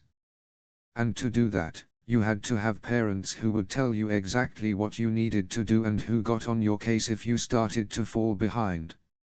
I just had no idea what was going on. I was totally lost. I didn't feel accepted there either. Everyone else had had a 2-week head start, and that's a huge advantage at a new school. I reverted to my old elementary school tactics and started annoying the teachers with interruptions and contradictions. Sometimes I'd do it because I actually knew something, and other times, just because I felt like it. I was fighting again, against the teachers and against the school as a whole. But I just wanted to be accepted. The coolest kid in our class was a girl named Cassie. She already had boobs. She looked at least 2 years older than the rest of us, and she acted more mature, too. Everyone liked having her around. I admired her, and more than anything else, I just wanted her to be my friend. Cassie also had an awesome boyfriend. He was in the same grade as us, in a different class, but was also a year older already.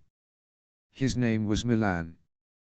He was at least 5'7" tall and had long, black, curly hair down to his shoulders. He wore jeans and these Badis boots. All the girls at school liked Milan. Cassie wasn't just popular because she had boobs and acted so mature, but also because Milan was her boyfriend. Back in those days, we had very specific ideas about what a hot boyfriend should be like. He couldn't ever be seen in baggy pants. Skin-tight jeans were a requirement. Guys with sneakers also looked stupid. Instead, they had to wear really dramatic, decked-out boots. We thought that the guys who still played immature pranks, like shooting spitballs or chucking apple cores around, were ridiculous. They were usually the same kids who still drank milk and played soccer during recess. The cool guys, the ones we all had crushes on, disappeared into the smoking corner every recess. And if a guy wanted to be really cool, he also had to be comfortable with drinking beer. I still remember how impressed I was when Cassie told me a story about how drunk Milan had been at some point. I kept wondering about how I could transform myself into the kind of girl that would matter to someone like Milan, into someone that he would want to talk to or ask out. Or, and this was actually one and the same thing, how I could become accepted and respected by someone like Cassie. I already thought her nickname, Cassie 10, was super cool. I wanted to be the kind of person who had a cool nickname. After a while, I started to ask myself why I was so worried about my teachers, when I only saw each of them for an hour or so each day. Why was I so worried about getting their approval? It's way more important to be accepted by the people who you actually spend your time with. So from that point on, all bets were off. I was the teacher's worst nightmare. I didn't have personal relationships with any of them. And most of them didn't seem to really care anyway. They didn't have any real authority over us, and as a result, they tried to intimidate us with their insults and threats. But whatever they dished out to us, I gave back to them with both barrels. Before long, I'd become an expert in wreaking havoc in the classroom. Without hardly even trying, I could mess up the teacher's entire lesson plan, and the more destructive I was, the more recognition and respect I got from the other students. I used every extra cent to buy cigarettes so that I'd have something to smoke in the smoker's corner. And once I started smoking regularly over there, Cassie warmed up to me. We started talking and hanging out after school as well. Eventually she even invited me to her house, where we shared a couple of beers, until I felt kind of giddy and woozy. We talked about our home lives. We were both stuck in pretty similar situations, but Kessie's home life was even more fucked up than mine. Kessie's father wasn't part of her life, and her mom went through a lot of different boyfriends, who obviously didn't accept Kessie as part of the deal. She'd just gone through a rough time with one of these boyfriends who went ballistic on her. He beat up on Kessie and her mom and one day ate all the furniture in the apartment. Then, when he was done, he threw the TV set out of the window, as a kind of exclamation point to the episode. Kessie's mom was different from mine in one crucial respect though, she was strict, or tried to be. Kessie had to be home by 8 p.m. almost every night. So I'd finally made it in school, I'd earned the respect of my classmates. But keeping it up was tough, it was a constant struggle, and it left hardly any time for studying. My triumphant new social status was written in stone the day Kessie finally invited me to sit next to her.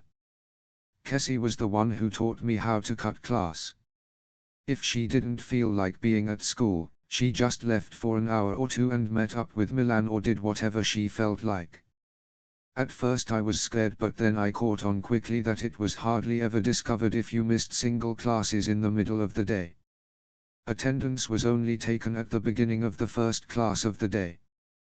During the following classes, the teachers had way too many students to keep track of who was there and who wasn't. And most of them didn't care anyway.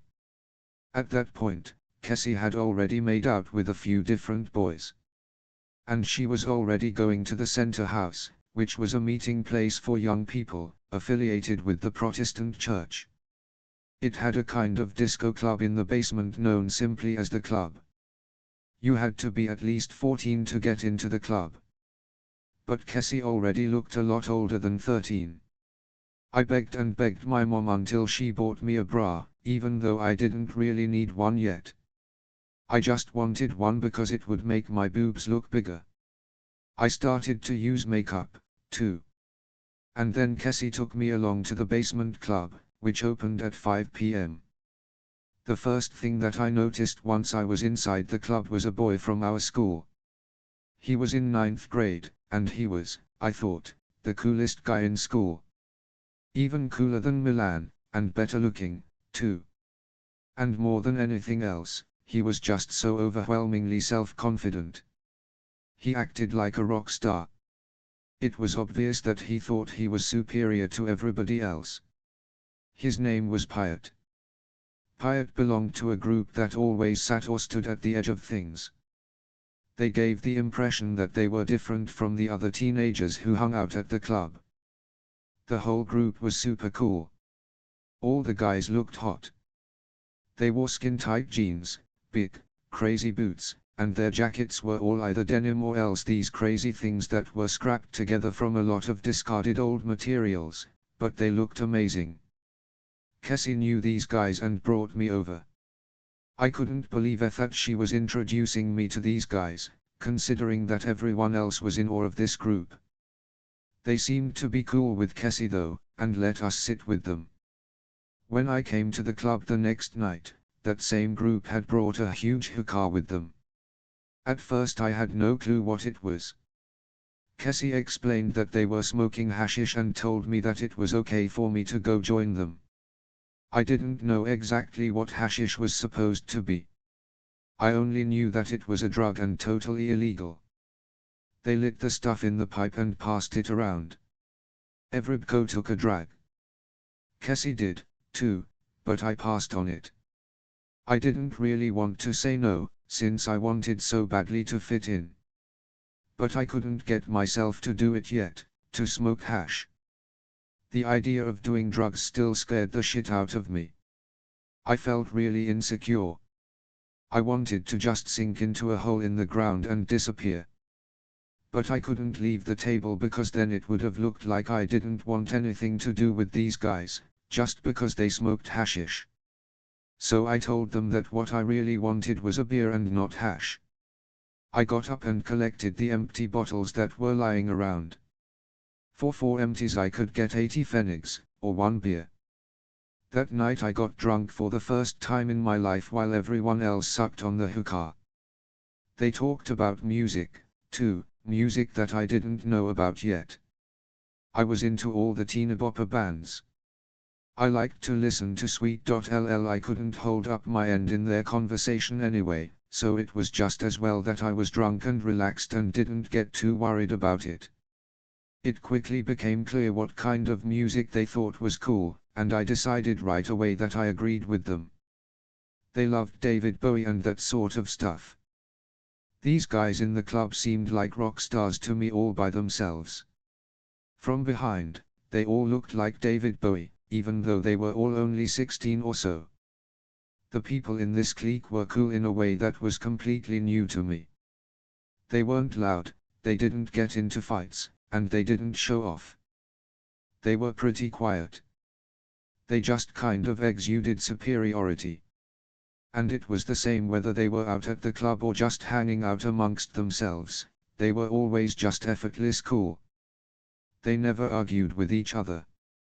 And when they greeted each other, they did it with little kisses on the mouth. And although the guys always set the tone, the girls were treated as equals. Unlike other groups, they never had those stupid immature fights between guys and girls. Not long after I got drunk at the club, I cut class again with Kessie. Just the last 2 classes. Kessie had a date with Milan in the Vitsculi subway station. As we were hanging out at the subway station waiting for Milan, we also kept an eye out for teachers because sometimes they'd show up around this time, too. Kessie was just lighting a cigarette when I saw Pyatt and his friend Kathai, another guy from their group. It was the moment I'd been hoping for and fantasizing about. I'd always wanted to run into these guys during school hours. And then, in my daydreams, I'd ask Pyatt if he'd come home with me. Honestly, I didn't have any lecherous thoughts at the time. I wasn't interested in fooling around with guys yet. After all, I was only 12 years old, and my period hadn't even started yet. All I wanted was to be able to say that Pyatt had been to my house. Then the others we thought that he and I were an item, or at least that I was definitely a solid member of their group. So here were Pyatt and Kathai. I knew for a fact that nobody would be at my apartment right then, since both my mom and her boyfriend had daytime jobs. So I said to Kessie, let's go say hi to these guys. My heart was pounding. But after only a few minutes, I got my bearings, sort of, and confidently asked Pyatt, hey, you guys wanna come over to my place? Nobody else is there. And my mom's boyfriend has some awesome records: Led Zeppelin, David Bowie, 10 Years After, Deep Purple, and the Woodstock Festival album. I'd already come a long way. Not only did I know the music that they were into, I'd also learned to talk like them. Their language was different, everything with them was different. I'd paid close attention to the new slang that I'd heard them use. This was much more important to me than memorizing English vocabulary at school, or math formulas. Pyatt and Kathai were both really into my idea. And I was ecstatic. Their enthusiasm made me that much more self-assured. So once we'd made it back to my place, I said, shit, guys, I don't have anything to drink. So we pooled all our change and Kathai and I went off on a mission to the supermarket. Beer was too expensive. You needed more than a few marks to get enough beer for a buzz. So instead we bought a liter of red wine for 1.98 marks. Hobo wine they called it. We sucked down the whole bottle of wine, and then we just talked, mostly about the police. Pyatt said that he had to be really careful and keep an eye out for the cops because of the pot. They called hashish pot, because that's what they'd heard the Americans call it. They were convinced that we lived in a police state and kept piling insults on all the local cops. This was all totally new to me. Up to that point, the only authority figures I'd really hated were our building's caretakers, who were always hounding you just when you started to have fun and just because you were having fun. But the police still represented an unassailable authority to me.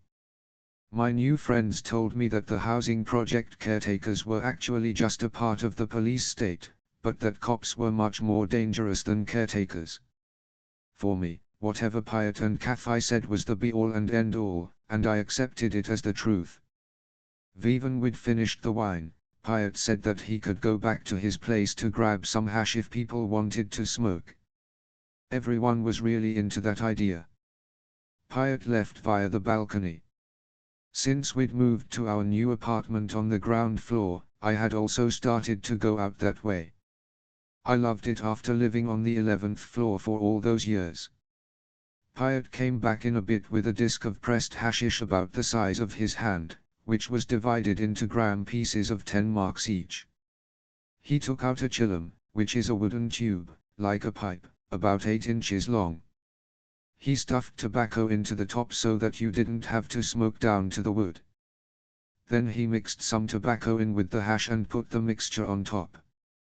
To smoke it, you had to tilt your head back and keep the tube in a vertical position so that none of the hot ashes fell out. I watched the others very carefully to see how they did it. There was obviously no way I could say no, now that Pyatt and Kathy were here in my house. So I played it cool and talked about how much I wanted to smoke some hash that day. And I pretended that I was already an expert when it came to chillums. We'd let down the blinds. Thick clouds of smoke were visible in the dim light that still filtered through. I'd put on a David Bowie record and took a drag on the chillum and held the smoke in my lungs until it made me cough. Everybody had grown quiet.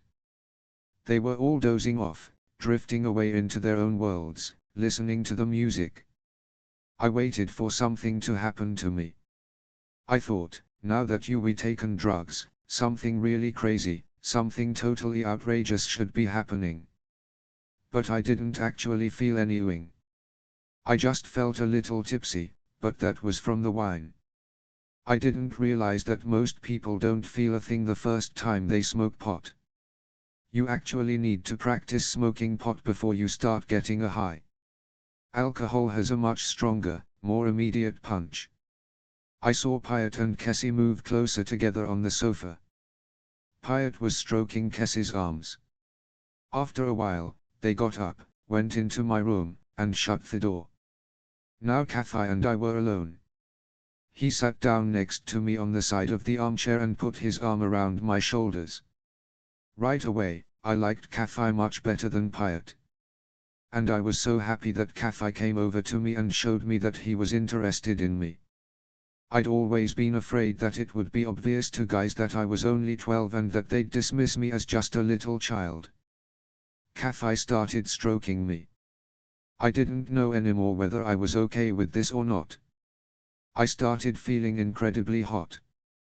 I think because of fear. I sat there frozen like a stone and tried to make small talk about the record that was playing. When Kathy put his hand on my breast, or at least on the little bump that was growing there, I stood up, walked over to the record player, and started fiddling around with it. Then Pyatt and Cassie came back into the living room. They had weird looks on their faces. They were upset and somehow sad. Cassie was really red in the face, and the two of them were completely ignoring one another. Neither one of them said a word. It seemed to me that Cassie had had a bad experience, one that she didn't get anything out of, one that wasn't satisfying for either of them. Pyatt finally asked me if I'd come with them to the center house that night. That cheered me up again. I'd accomplished a lot that day. Things had turned out exactly as I'd hoped they would. Pyatt and Kathy had come to my house, in real life, and I'd become a part of their group. Pyatt and Cassie left over the balcony. Kathy was still wandering around the living room. I felt something like fear rise up again. I told him pretty bluntly that I needed to pick up around the apartment and then do some homework. Suddenly I didn't care what he thought.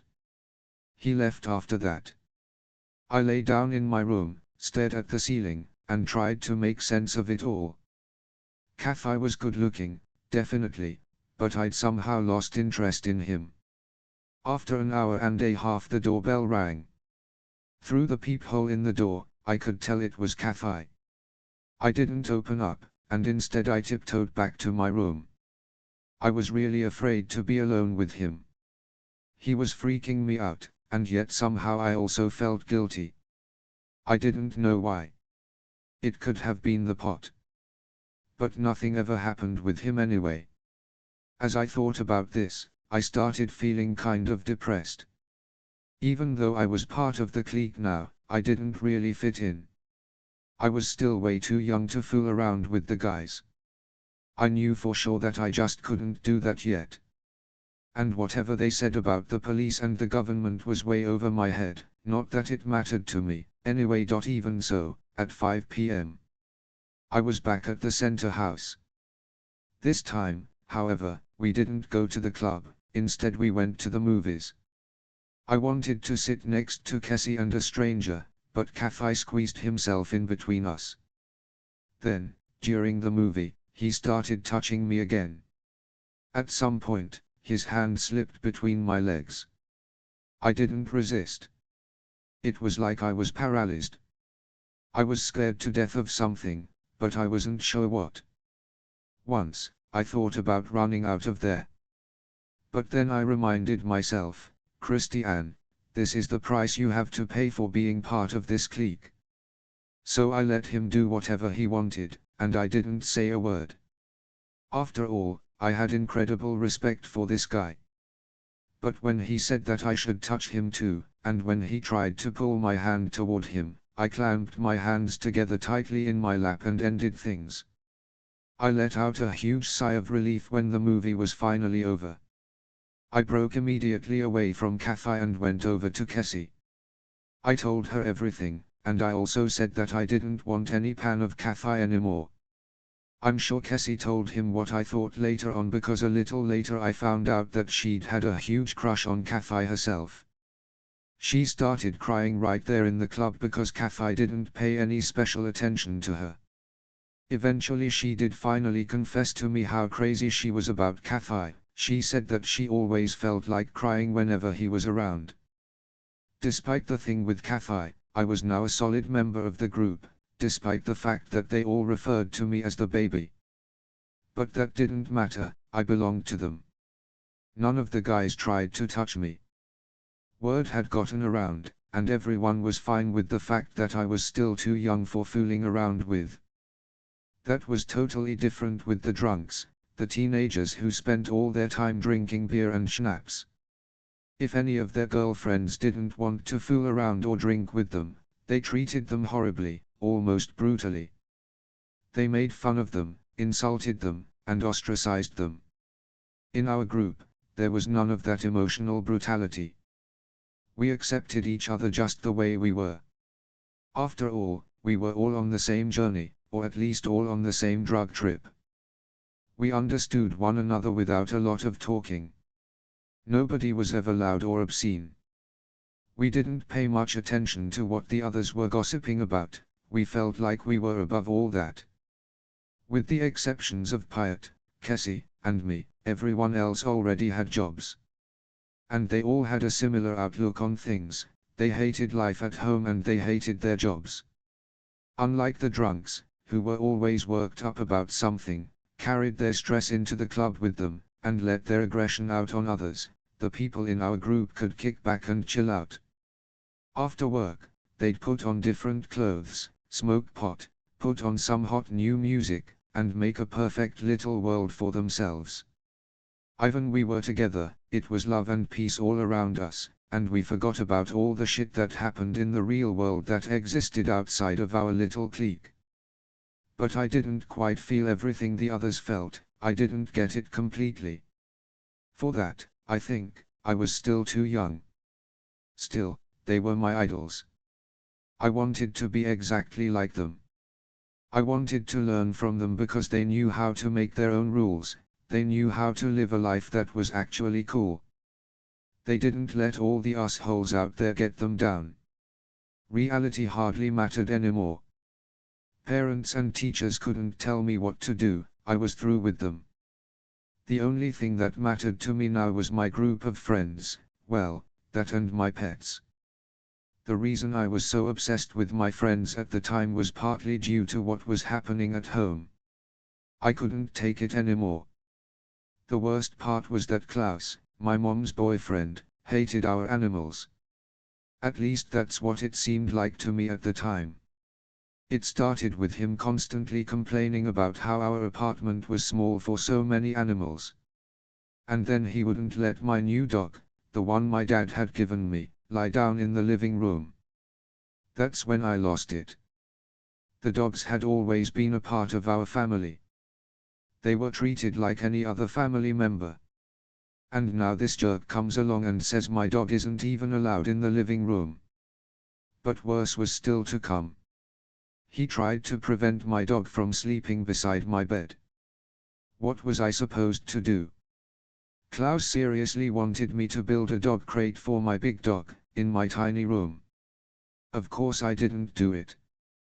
Then Klaus had his final meltdown. He exclaimed that the animals absolutely had to get out of the house. My mom took his side and said that I didn't take care of the animals anymore anyway. I thought that was the last straw. Sure, I wasn't home much at night, and so one of them had to always take the dog out one more time. But otherwise, I thought, I took care of the dog and the other animals with every free minute that I had. I could threaten, yell, and howl all I wanted. There was nothing I could do. They gave my dog away. At first to a woman whom I thought was okay because she really liked the dog. But the woman got cancer soon afterward and had to give the dog away again. I heard that it ended up in a bar somewhere. My dog was an extremely sensitive animal, and she was terrified by loud noises. I knew that in a bar she would be completely traumatized, and I blamed Klaus and my mom for this. That's when I decided that I was done with people who hated animals. This was all going on around the time when I started going to the center house a lot, and started smoking pot. The only pets I had left now were 2 cats, and they didn't need me during the day. At night, they slept with me on my bed. With the dog gone, there was no reason, no purpose for me to be at home. Without the dog, I didn't even enjoy going for walks anymore. So now I just waited for 5 p.m. to roll around, when I could go back to the club at Center House.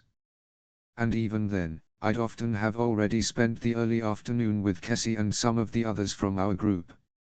I smoked pot every night. The people who had enough money for drugs would share it with the others. I didn't think twice about smoking pot anymore. After all, we were able to do it right out in the open at the club. The social workers from the church, the ones who supervised the club, would occasionally try to say something when they saw us smoking. They didn't all feel the same about pot, but most of them would admit that they used to smoke, too. Most of them were recent college and university graduates and had been part of the student movement, where smoking pot and hashish had become normal. So they generally just told us not to overdo it and not to use it as an escape, etc. More than anything else, they were worried that it would be a gateway drug and lead straight to harder stuff. All that talk went in one ear and out the other. Nihad right did they have to moralize like that, when they themselves admitted to having done the same things. Someone from our group confronted one of those young guys once, so you think that when college students smoke pot, it's okay, because they are smart. But when workers or interns smoke pot, then it's dangerous. That seems like kind of a double standard to me. The guy didn't have a response for that. You could tell he felt uneasy. I didn't just smoke, either, I also drank wine and beer, especially when I didn't have any marijuana. I usually started drinking right after school, and sometimes had something in the mornings, too, if I was skipping classes. I always had to have something. I was constantly spaced out.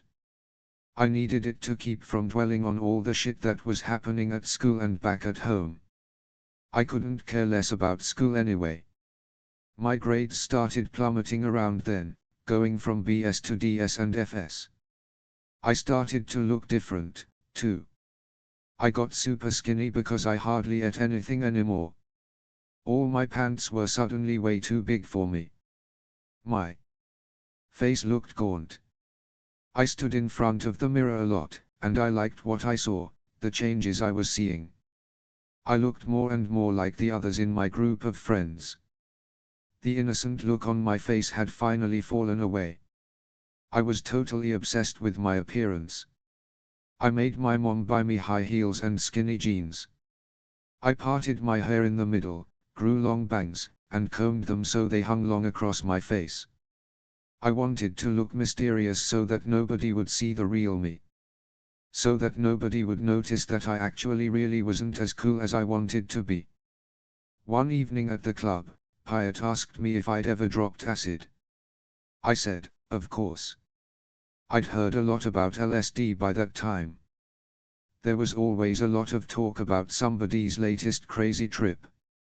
Pyatt grinned at me, and I could tell that he didn't believe me, so I started making stuff up.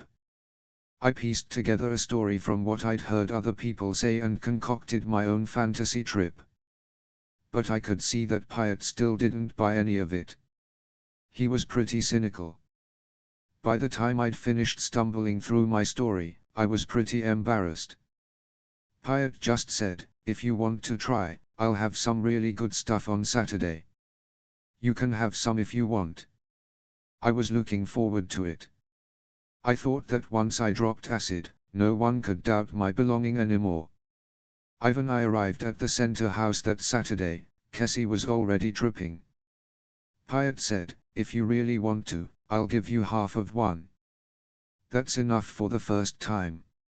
He gave me a bit of crumpled cigarette paper with a crumb of acid wrapped in it. But I couldn't just toss it down like that in front of everyone. I was unbelievably excited. I was also kind of scared of being caught. Besides, I thought this occasion called for a more private, ceremonious place. So I went into a bathroom stall, locked myself inside, and swallowed the crumb. When I came back, Pyatt clearly thought that I'd just flushed the pill down the toilet.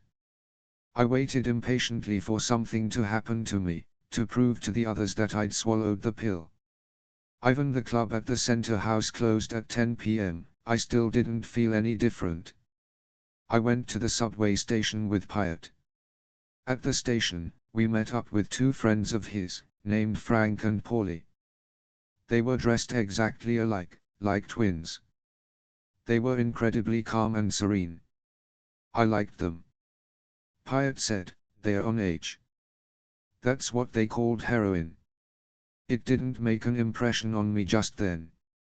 I was at that very moment even more self-absorbed than usual because I was busy dealing with the effects of the acid, which had just started to kick in.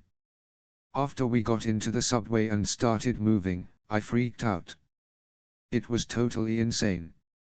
For some reason, I was convinced that I was inside a tin can and that someone was stirring us around with a gigantic spoon. The banging and clanking of the subway going through the tunnel was terrifying. I didn't think I could take the noise for even one more second. The people in the subway all had horribly distorted faces, too, like masks, like pig faces. By which I mean, they looked exactly like they always did, like a bunch of losers. But now I could see so much more clearly how disgusting and ignorant these working stiffs really were. I could imagine them all having just left some fucking bar or some shitty job. All of these grotesque, porky faces finish their day and then it's back to bed, and then it's back to work again, and then they turn the TV on, and then that's it. I thought, wow, you're lucky that you're not one of them. You're lucky that you have friends. That you're on acid and know what's important and can recognize how ridiculous and stupid these common people are. That's kind of what I was thinking. And I had the same sequence of thoughts on later acid trips, too. Then I started feeling terrified by those faces again. I looked at Pyatt. He was also somehow uglier than usual. His face was really small compared to the pig faces. But despite that, he still looked kind of normal. I was so glad when we got out in Rudao, because by that time I was really tripping. All the lights were insanely bright. One of the street lights above us seemed to even brighter than the sun. In the subway, I was freezing, but now I was boiling hot. I thought I was somewhere in Spain, instead of in Berlin. It was like in one of those beautiful posters in the travel agency office in Gropiusstadt. The trees were all palm trees, and the street was a beautiful beach. Everything was unbelievably bright. I didn't tell Pyatt that I was tripping. I kind of wanted to be alone on my crazy but awesome trip. Pyatt, who was also tripping, said that we could still go to his girlfriend's because her parents weren't there. He loved this girlfriend of his. We walked into the underground garage of his girlfriend's house. He wanted to see if her parents' car was there. But the garage was something out of a horror movie, at least in my eyes. The low-hanging ceiling seemed to crush us, bulging further and further downward.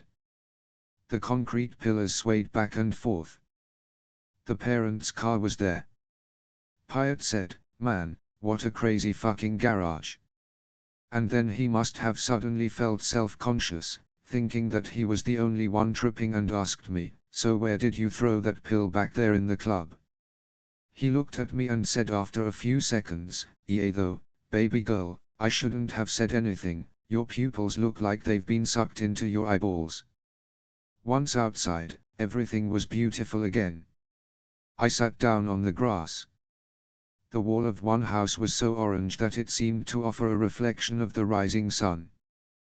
The shadows all seemed to move away to make room for the light. The wall bulged out and suddenly seemed to be devoured by flames. We went to Pyatt's house. Pyatt was an incredible painter. In his room, he'd hung up one of his paintings. It was a picture of a skeleton riding a really fat horse, and wielding a scythe. I was obsessed with that picture. I'd seen it a couple of times before and thought it was just about death. But now the painting didn't scare me at all. My thoughts were all much simpler now, almost naive. I thought, there's no way that that skeleton would be able to control such a big horse. It seemed like the horse was already in command. We talked a long time about that picture. Then Pyatt gave me a few records to listen to. He said, "This stuff is amazing when you're tripping." I went home. My mom was still awake, of course. She started in with the usual questions: where had I been, what had I been doing, and things could definitely not go on like this, etc., etc. My mom seemed completely ridiculous to me, all fat and dumpy in her white nightgown, her face distorted with rage. Just like all of the other losers in the subway. I didn't say a word. I wasn't talking to her anymore. Even when I did say something, it was only about the most necessary and trivial things. I didn't need any love or affection from her. Sometimes I even believed that I didn't need a mom or a family at all. My mom with her boyfriend lived in a completely different world from me. She didn't have the slightest clue as to what I was up to. She thought that I was a completely normal kid, just going through puberty. What could I have said to them anyway? There was no way they'd get it. They would. We only told me to stop. That's what I thought at the time. The only thing I felt for my mom was pity. Pity for how stressed out she always was when she'd come home from her job and then immediately throw herself into her housework. But it was her own fault for buying into that mundane, tedious lifestyle. Christiane's mom. I often ask myself why it took me so long to realize what was going on with Christiane. The answer's simple, but I couldn't really bring myself to admit it until I'd heard some other parents say the exact same thing. I was in denial. I couldn't bring myself to face up to reality. I just didn't want to believe that my daughter was a drug addict. My boyfriend, who'd been living with me since the divorce, started to suspect something was up way before I did. "What are you talking about?" I'd ask him. "She's only a child." That was probably my biggest mistake, to believe that the kids were somehow too young. When Christiane began to isolate herself, when she avoided contact with family and would rather hang out with her friends on the weekends, that's when I should have paid closer attention and investigated what she was up to. I shrugged a lot of things off. When you have a full-time job, it's hard to pay close enough attention to your kids. You're glad when you get some quiet time to relax, and you don't really mind when they go off to do their own thing. Sure, sometimes Christiane came home too late. But she always had some excuse that I was eager to believe. I thought that her recklessness and defiant behavior were just part of a developmental phase that would eventually end. I didn't want to force her to do anything.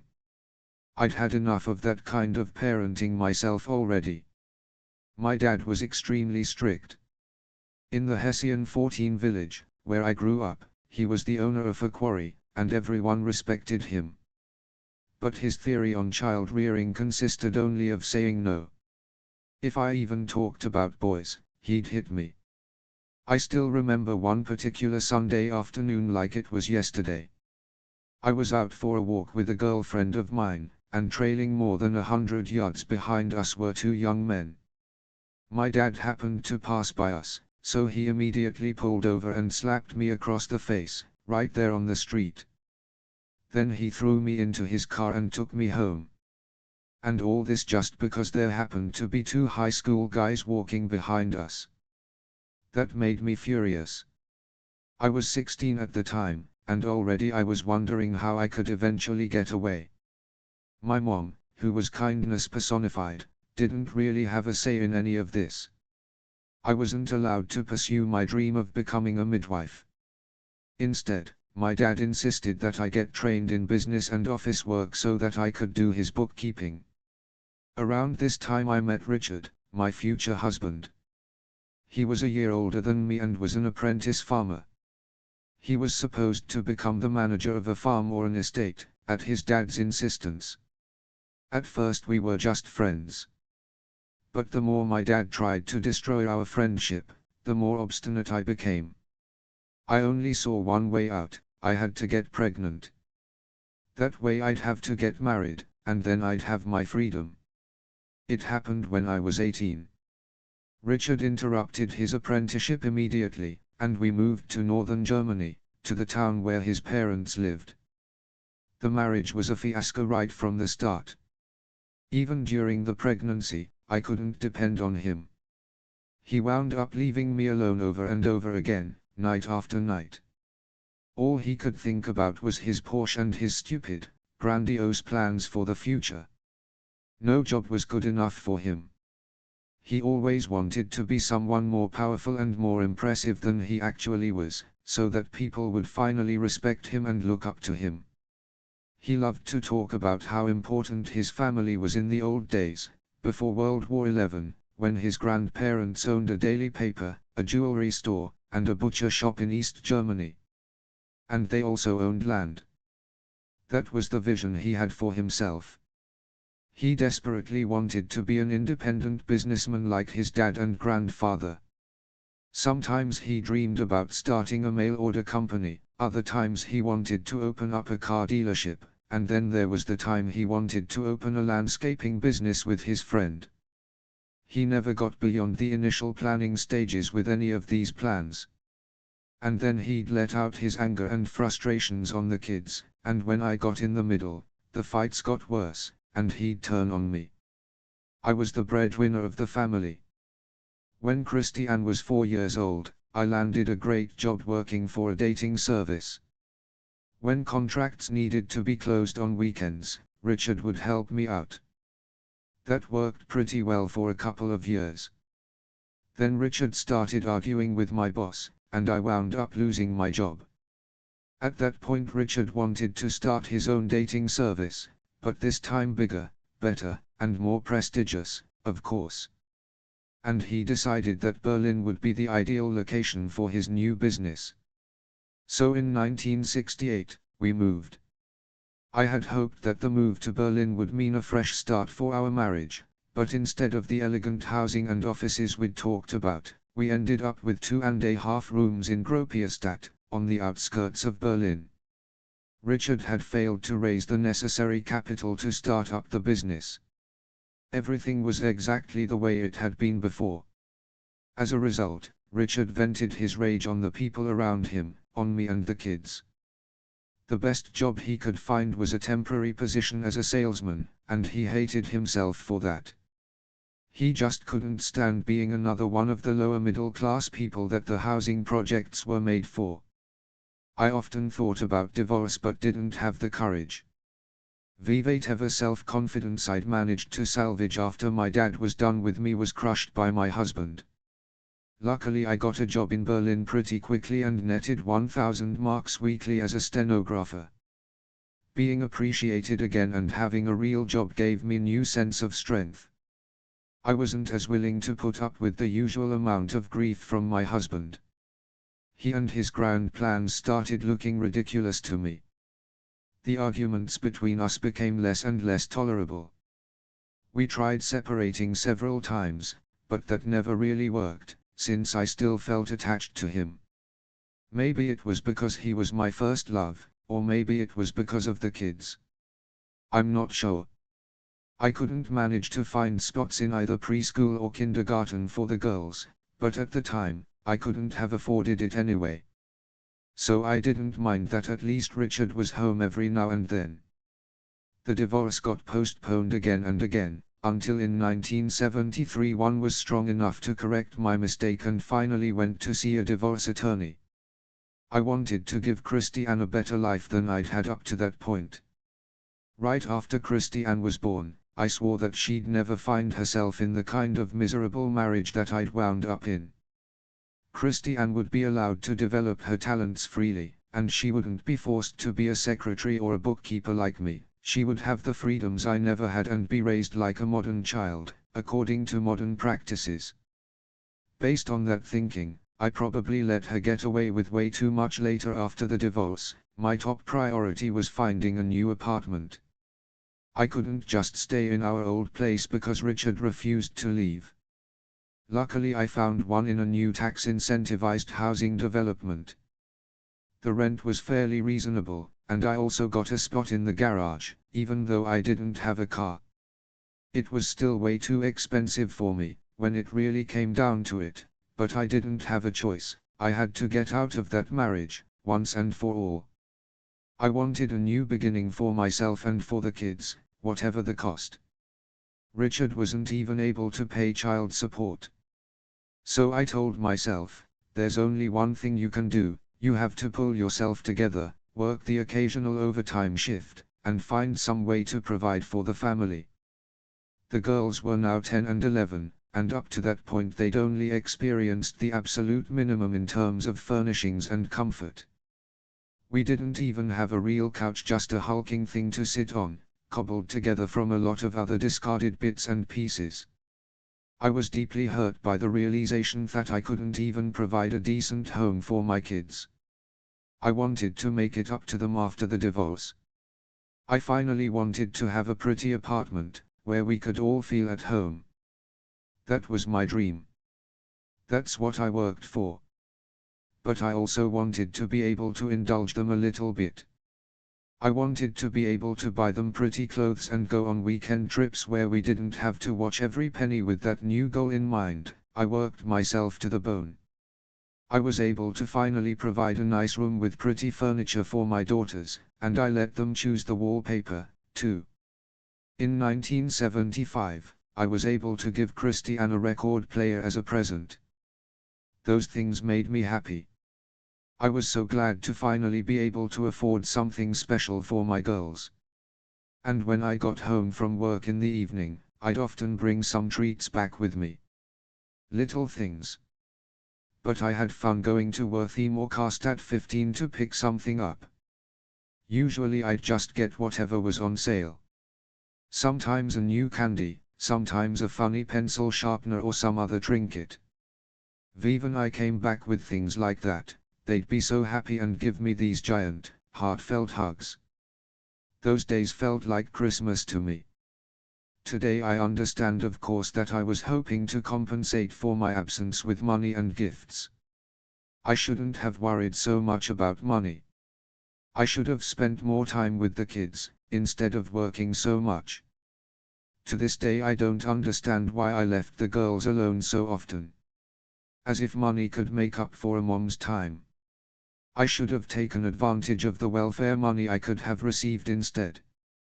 But welfare was out of the question for me back then. My parents had always pounded it into me that one should never be a burden to society. Maybe I should have taken my ex-husband to court for his refusal to pay child support. I don't know. In any case, in my effort to create a pretty house, I totally lost sight of what was really important. I can spin it any way I want, but in the end, I always wind up with only myself to blame. I left the kids alone, and they had to take care of themselves. Christiane certainly needed much more support and guidance than I was able to provide. She's more sensitive, less stable, and more susceptible to peer pressure than her younger sister is. Back then, I never even considered the possibility that Christiane could end up going down the wrong track, despite the fact that I was able to see the daily struggles of so many other families in the suburb where we lived. There were constant domestic fights and beatings. Drunkenness was out of control, and it wasn't uncommon to see a man, woman, or teenager lying drunk in the gutter. But I lived with the delusional belief that if I set an example for my girls, and didn't mess around with a lot of guys, and didn't let myself go, then they would follow my example. I really believed that we were on our way up. In the morning, the kids would go to school. They made their own lunches back then. And in the afternoons, they'd often go to the riding rink and head over to the stables in Rudau. They were always crazy about animals. Apart from some jealousy issues between the kids and Klaus, my boyfriend, who had moved in with us, things were going really well. When I wasn't working, or tending to the house, or managing the kids, I still wanted to have some time to take care of him, too. He was a source of real calm for me. But because I wanted to have more time with Klaus, I made a serious mistake. I let Christiane's sister move in with her dad, who was lonely at the time and had managed to win her allegiance with all sorts of promises. So now Christiane was alone when she got home from school. And at this point, she got mixed up with some much more dangerous kids. But I wasn't able to notice. Cassie, her girlfriend who lived nearby, and who hung out with her in the afternoons, seemed to be really sensible and mature. And Cassie's mom kept an eye on them off and on. Sometimes Christiane was at Cassie's, and sometimes Cassie was at our house. They were both about 12 or 13 years old, the age where you get curious and want to try everything once. And it didn't bother me when they went to the youth club at the center house, which was set up and run by the church community in Gropiusstadt. I was sure that Christiane was in good hands with those church people. I never could have imagined that the teens in center house would be allowed to do things like smoke pot. I was envisioning something totally different. I was comforted that Christiane was growing into a happy teenager and not just missing her sister all the time. Since she'd made friends with Cassie, she'd started laughing again. Sometimes those two were so ridiculously silly that they made me laugh, too. How was I supposed to know that they were giggling so much because they'd been smoking pot, or even something worse? It never would have occurred to me. The clique we had then was like my family. We had friendship, affection, and love, too, I think. Even the way we said hello to one another had something magical to it. We kissed each other on the cheek, and it was tender and affectionate. My father had never kissed me like that. In our clique, problems didn't exist, we didn't talk about them. No one wanted to weigh anyone else down with whatever shit was going on in their life. When we were together, the nightmare of the real world completely disappeared, and we were like our own little island of peacefulness and friendliness surrounded by a world of people living unhappy, miserable lives. We talked about music and pot. Sometimes about clothes, and sometimes about people who rebelled against what we viewed as a police state. We liked people who took instead of being taken, people who stole cars and robbed banks. And after I dropped acid that first time, I felt like I was finally one of them, especially since it had been such an awesome trip, and I felt as though I'd handled it like a cool pro. I felt like I had proved myself. Suddenly I had a new outlook on things. I went out into the country again. When I was younger, I'd go there with my dog, and somehow I experienced the countryside through him. Now, I would never go out there without either getting high or tripping. I started experiencing nature in a totally different way. It dissolved into colors, forms, and sounds that were reflective of my moods. I thought I'd finally gotten a handle on things. And for a few months, I was generally happy with myself. But eventually things started to get old. Pot and acid didn't give a proper kick anymore. We'd gotten used to them. We were used to getting high like that. There wasn't anything new or exciting about it.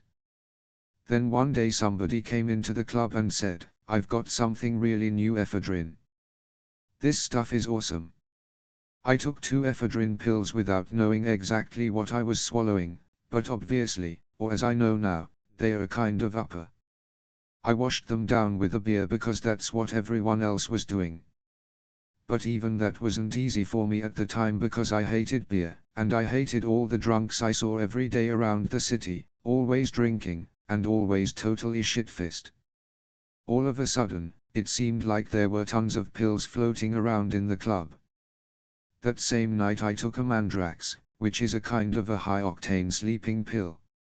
Once I'd done that, I was convinced again that everything was perfect, and I loved everyone in our little group. In the weeks that followed, we took a prolonged cruise through the entire pharmaceutical industry. Things were starting to deteriorate at school. I didn't do any homework anymore and always woke up tired. Despite that, I did manage to advance to 8th grade.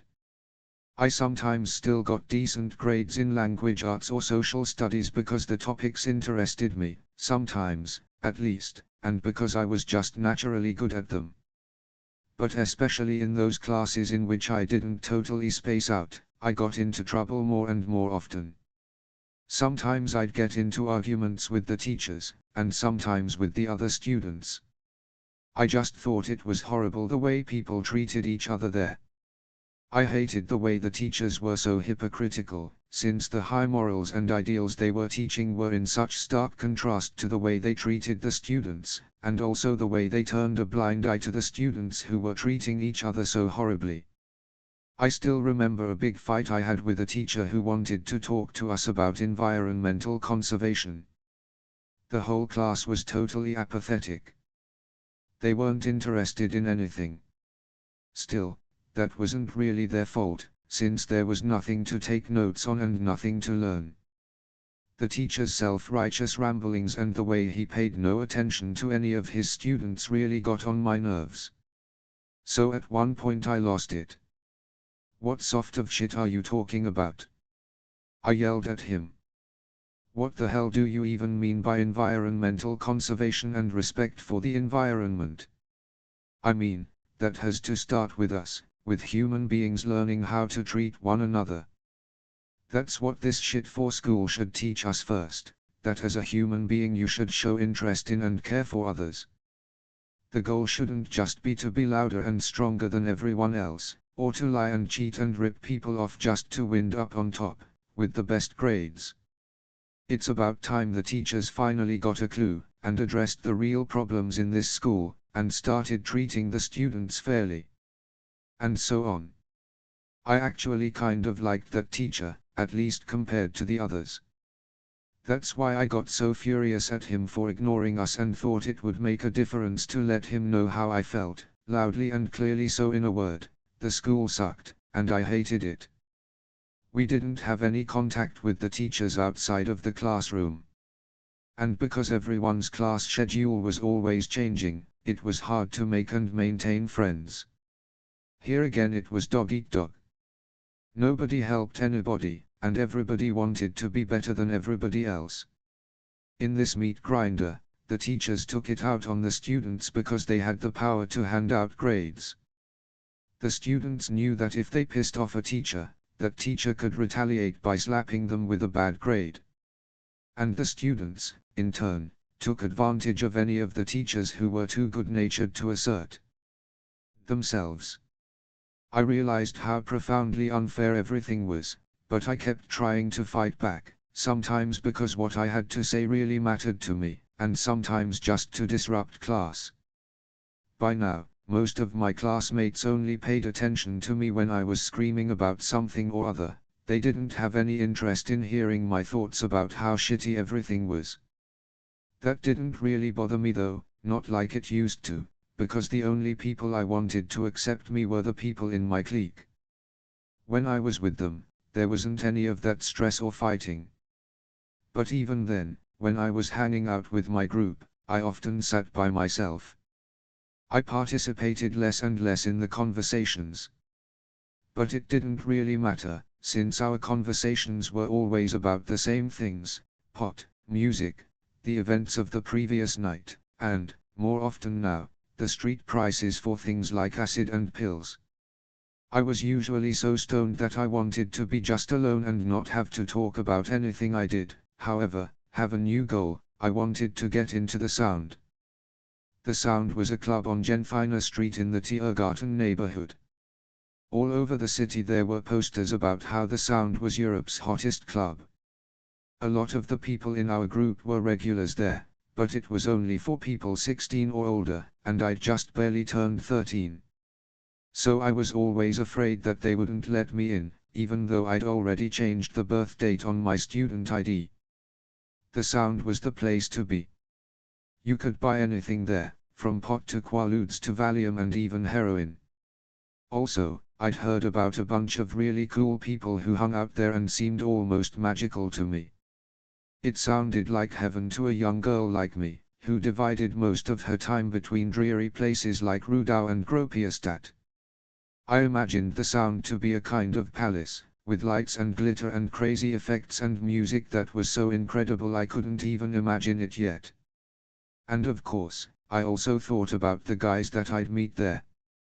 I'd planned to go along with the others on a few previous occasions, but it had never quite worked out before. So Cassie and I drew up a detailed plan of action that was guaranteed to work. One Saturday, I told my mom that I was sleeping over at Cassie's, and Cassie told her mom she was staying at my house. Both of our moms fell for it, luckily. A girlfriend of Cassie's was also supposed to come along, named Peggy. She was a bit older than us. We also had to wait for Peggy's boyfriend, Mitcha. Cassie told me some important news: Mitcha was shooting heroin. I was excited to meet him because up to that point I'd never personally met a junkie. When Mitcha arrived, I was very impressed.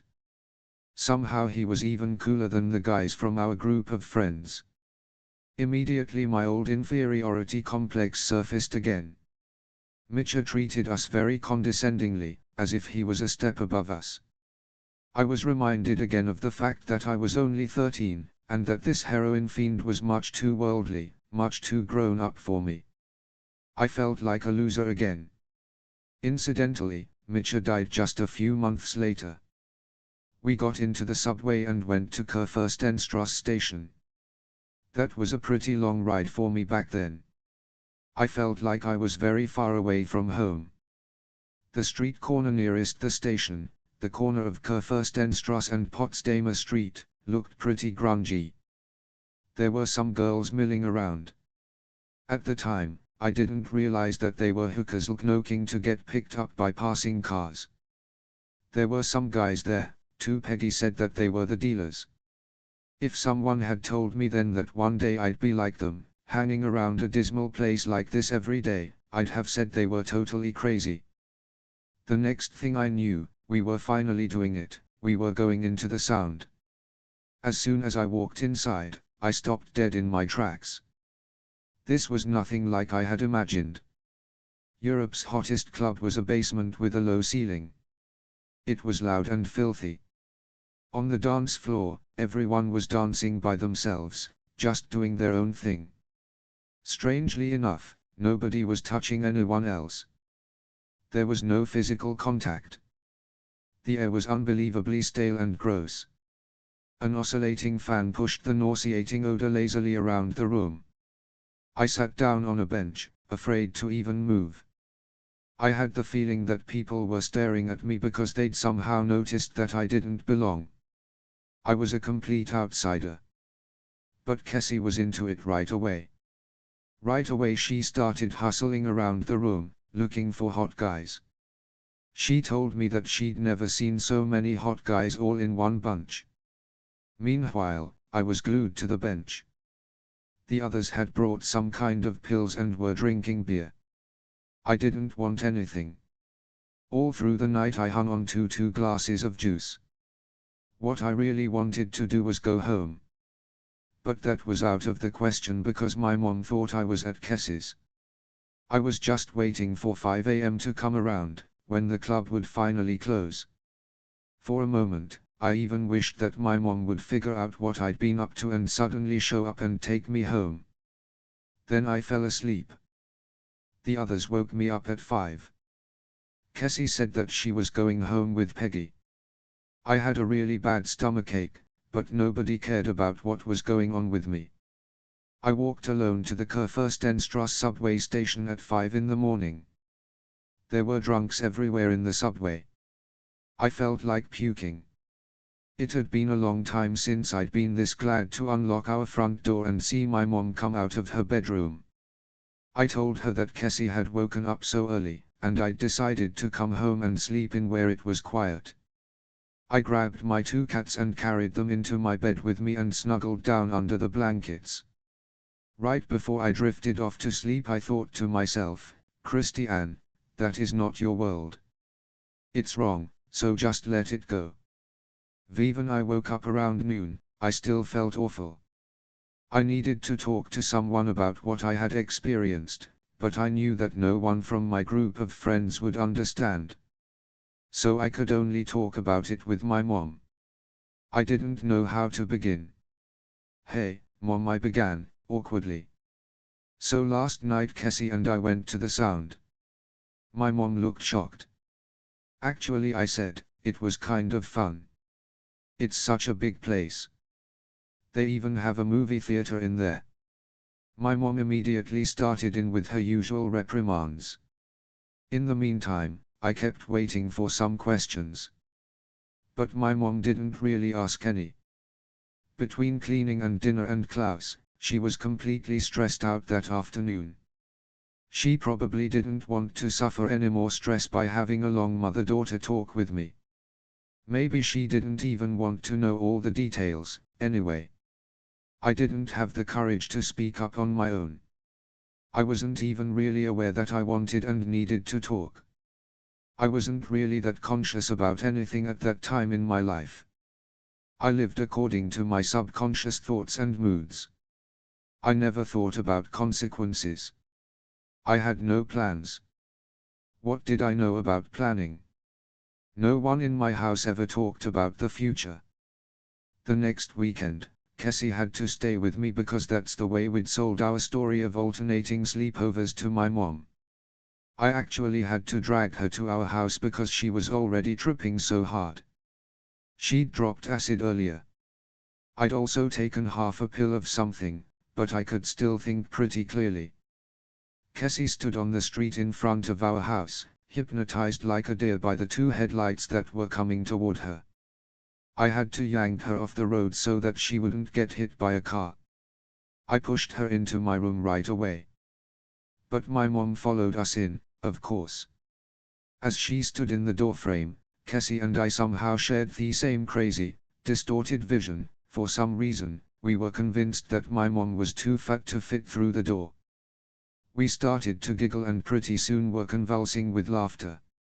I thought my mom looked like a fat, kind-hearted dragon with a bone in her hair. We laughed, and my mom naively laughed with us. She must have thought we were just a couple of silly teenage girls. From that point on, Cassie took me with her to the Sound almost every Saturday. I went along because I didn't know what else to do on a Saturday night. I gradually got used to everything there. I was honest with my mom and told her where we were going on the weekends. She told me I could stay out until the last subway train. Everything went well for a few weeks, until one Saturday in the summer of 1975. We wanted to stay out all night and once again told our mothers that we were staying with friends. That still worked because back then my mom still didn't have a phone.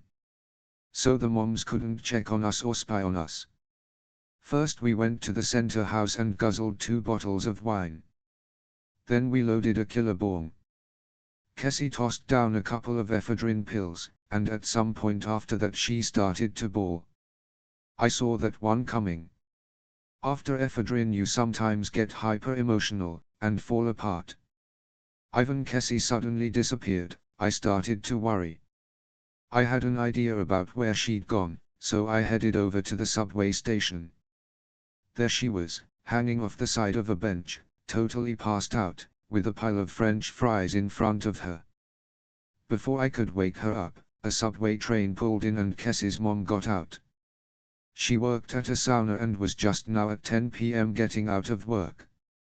She recognized her daughter, whom she thought was safe in bed at my place, right away. She grabbed Cassie, still asleep, and slapped her, hard, across the face several times. You could hear the sound of her hand smacking her daughter's face echoing off the walls of the station. Then Cassie puked. Her mom grabbed her, just like a police officer would, and hauled her off. That little beating that Cassie received from her mom at the Vatskili subway station probably saved her a lot of grief. Without that bit of corporal punishment, she might have ended up in the drug scene, on the streets, selling herself, even before me, which means she wouldn't be finishing her college entrance exams now either. After that, Cassie wasn't allowed to hang out with me anymore, she wasn't allowed out in the evenings at all. That made me feel pretty lonely at first. I didn't really like hanging out at Center House anymore. I saw everyone from that scene during the school week. But I couldn't imagine weekends without the sound anymore. Everyone there, and everything that was happening there, seemed too incredibly cool to me. They were real rock stars in my mind. The guys from Gropiustat just couldn't compare, and besides, they never really made it out of Gropiustat anyway. But it meant that I was constantly short on cash now. Before she was grounded, Cassie had always received an allowance of 100 marks a month, which we spent on pot and pills. Now I had to find my cash somewhere else, borrowing from friends, or stealing. I had to go to the sound by myself now. The next Friday afternoon, I went to a drugstore and bought a packet of ephedrine for 2.95 marks. You could get that without a prescription. I'd gotten to the point where I was no longer taking 2, but 4 or 5 ephedrine pills. Then I made one more stop at Center House and bummed a joint from someone. I walked to the subway station feeling like I was on top of the world. I didn't think about Cassie, I didn't think about what was going on. I was simply there. I was just floating along in a beautiful, intoxicating, carefree world. When I was in the subway, I could tell right away, at every stop, if the people who'd gotten on were going to the sound. There was a kind of uniform we all shared, bold, fashion-forward clothes, long hair, and outrageous shoes with 4-inch platform soles. These people were my idols, they were the stars of the sound. I wasn't nervous at all anymore when I went out there, even when I was alone. I was really high, and I felt amazing. The weed I'd smoked earlier was obviously good stuff. On the steps of the sound, I bumped into a new boy, whom I hadn't met before, and he said something to me. He seemed really cool, tall, slim, long, blonde hair, and incredibly calm.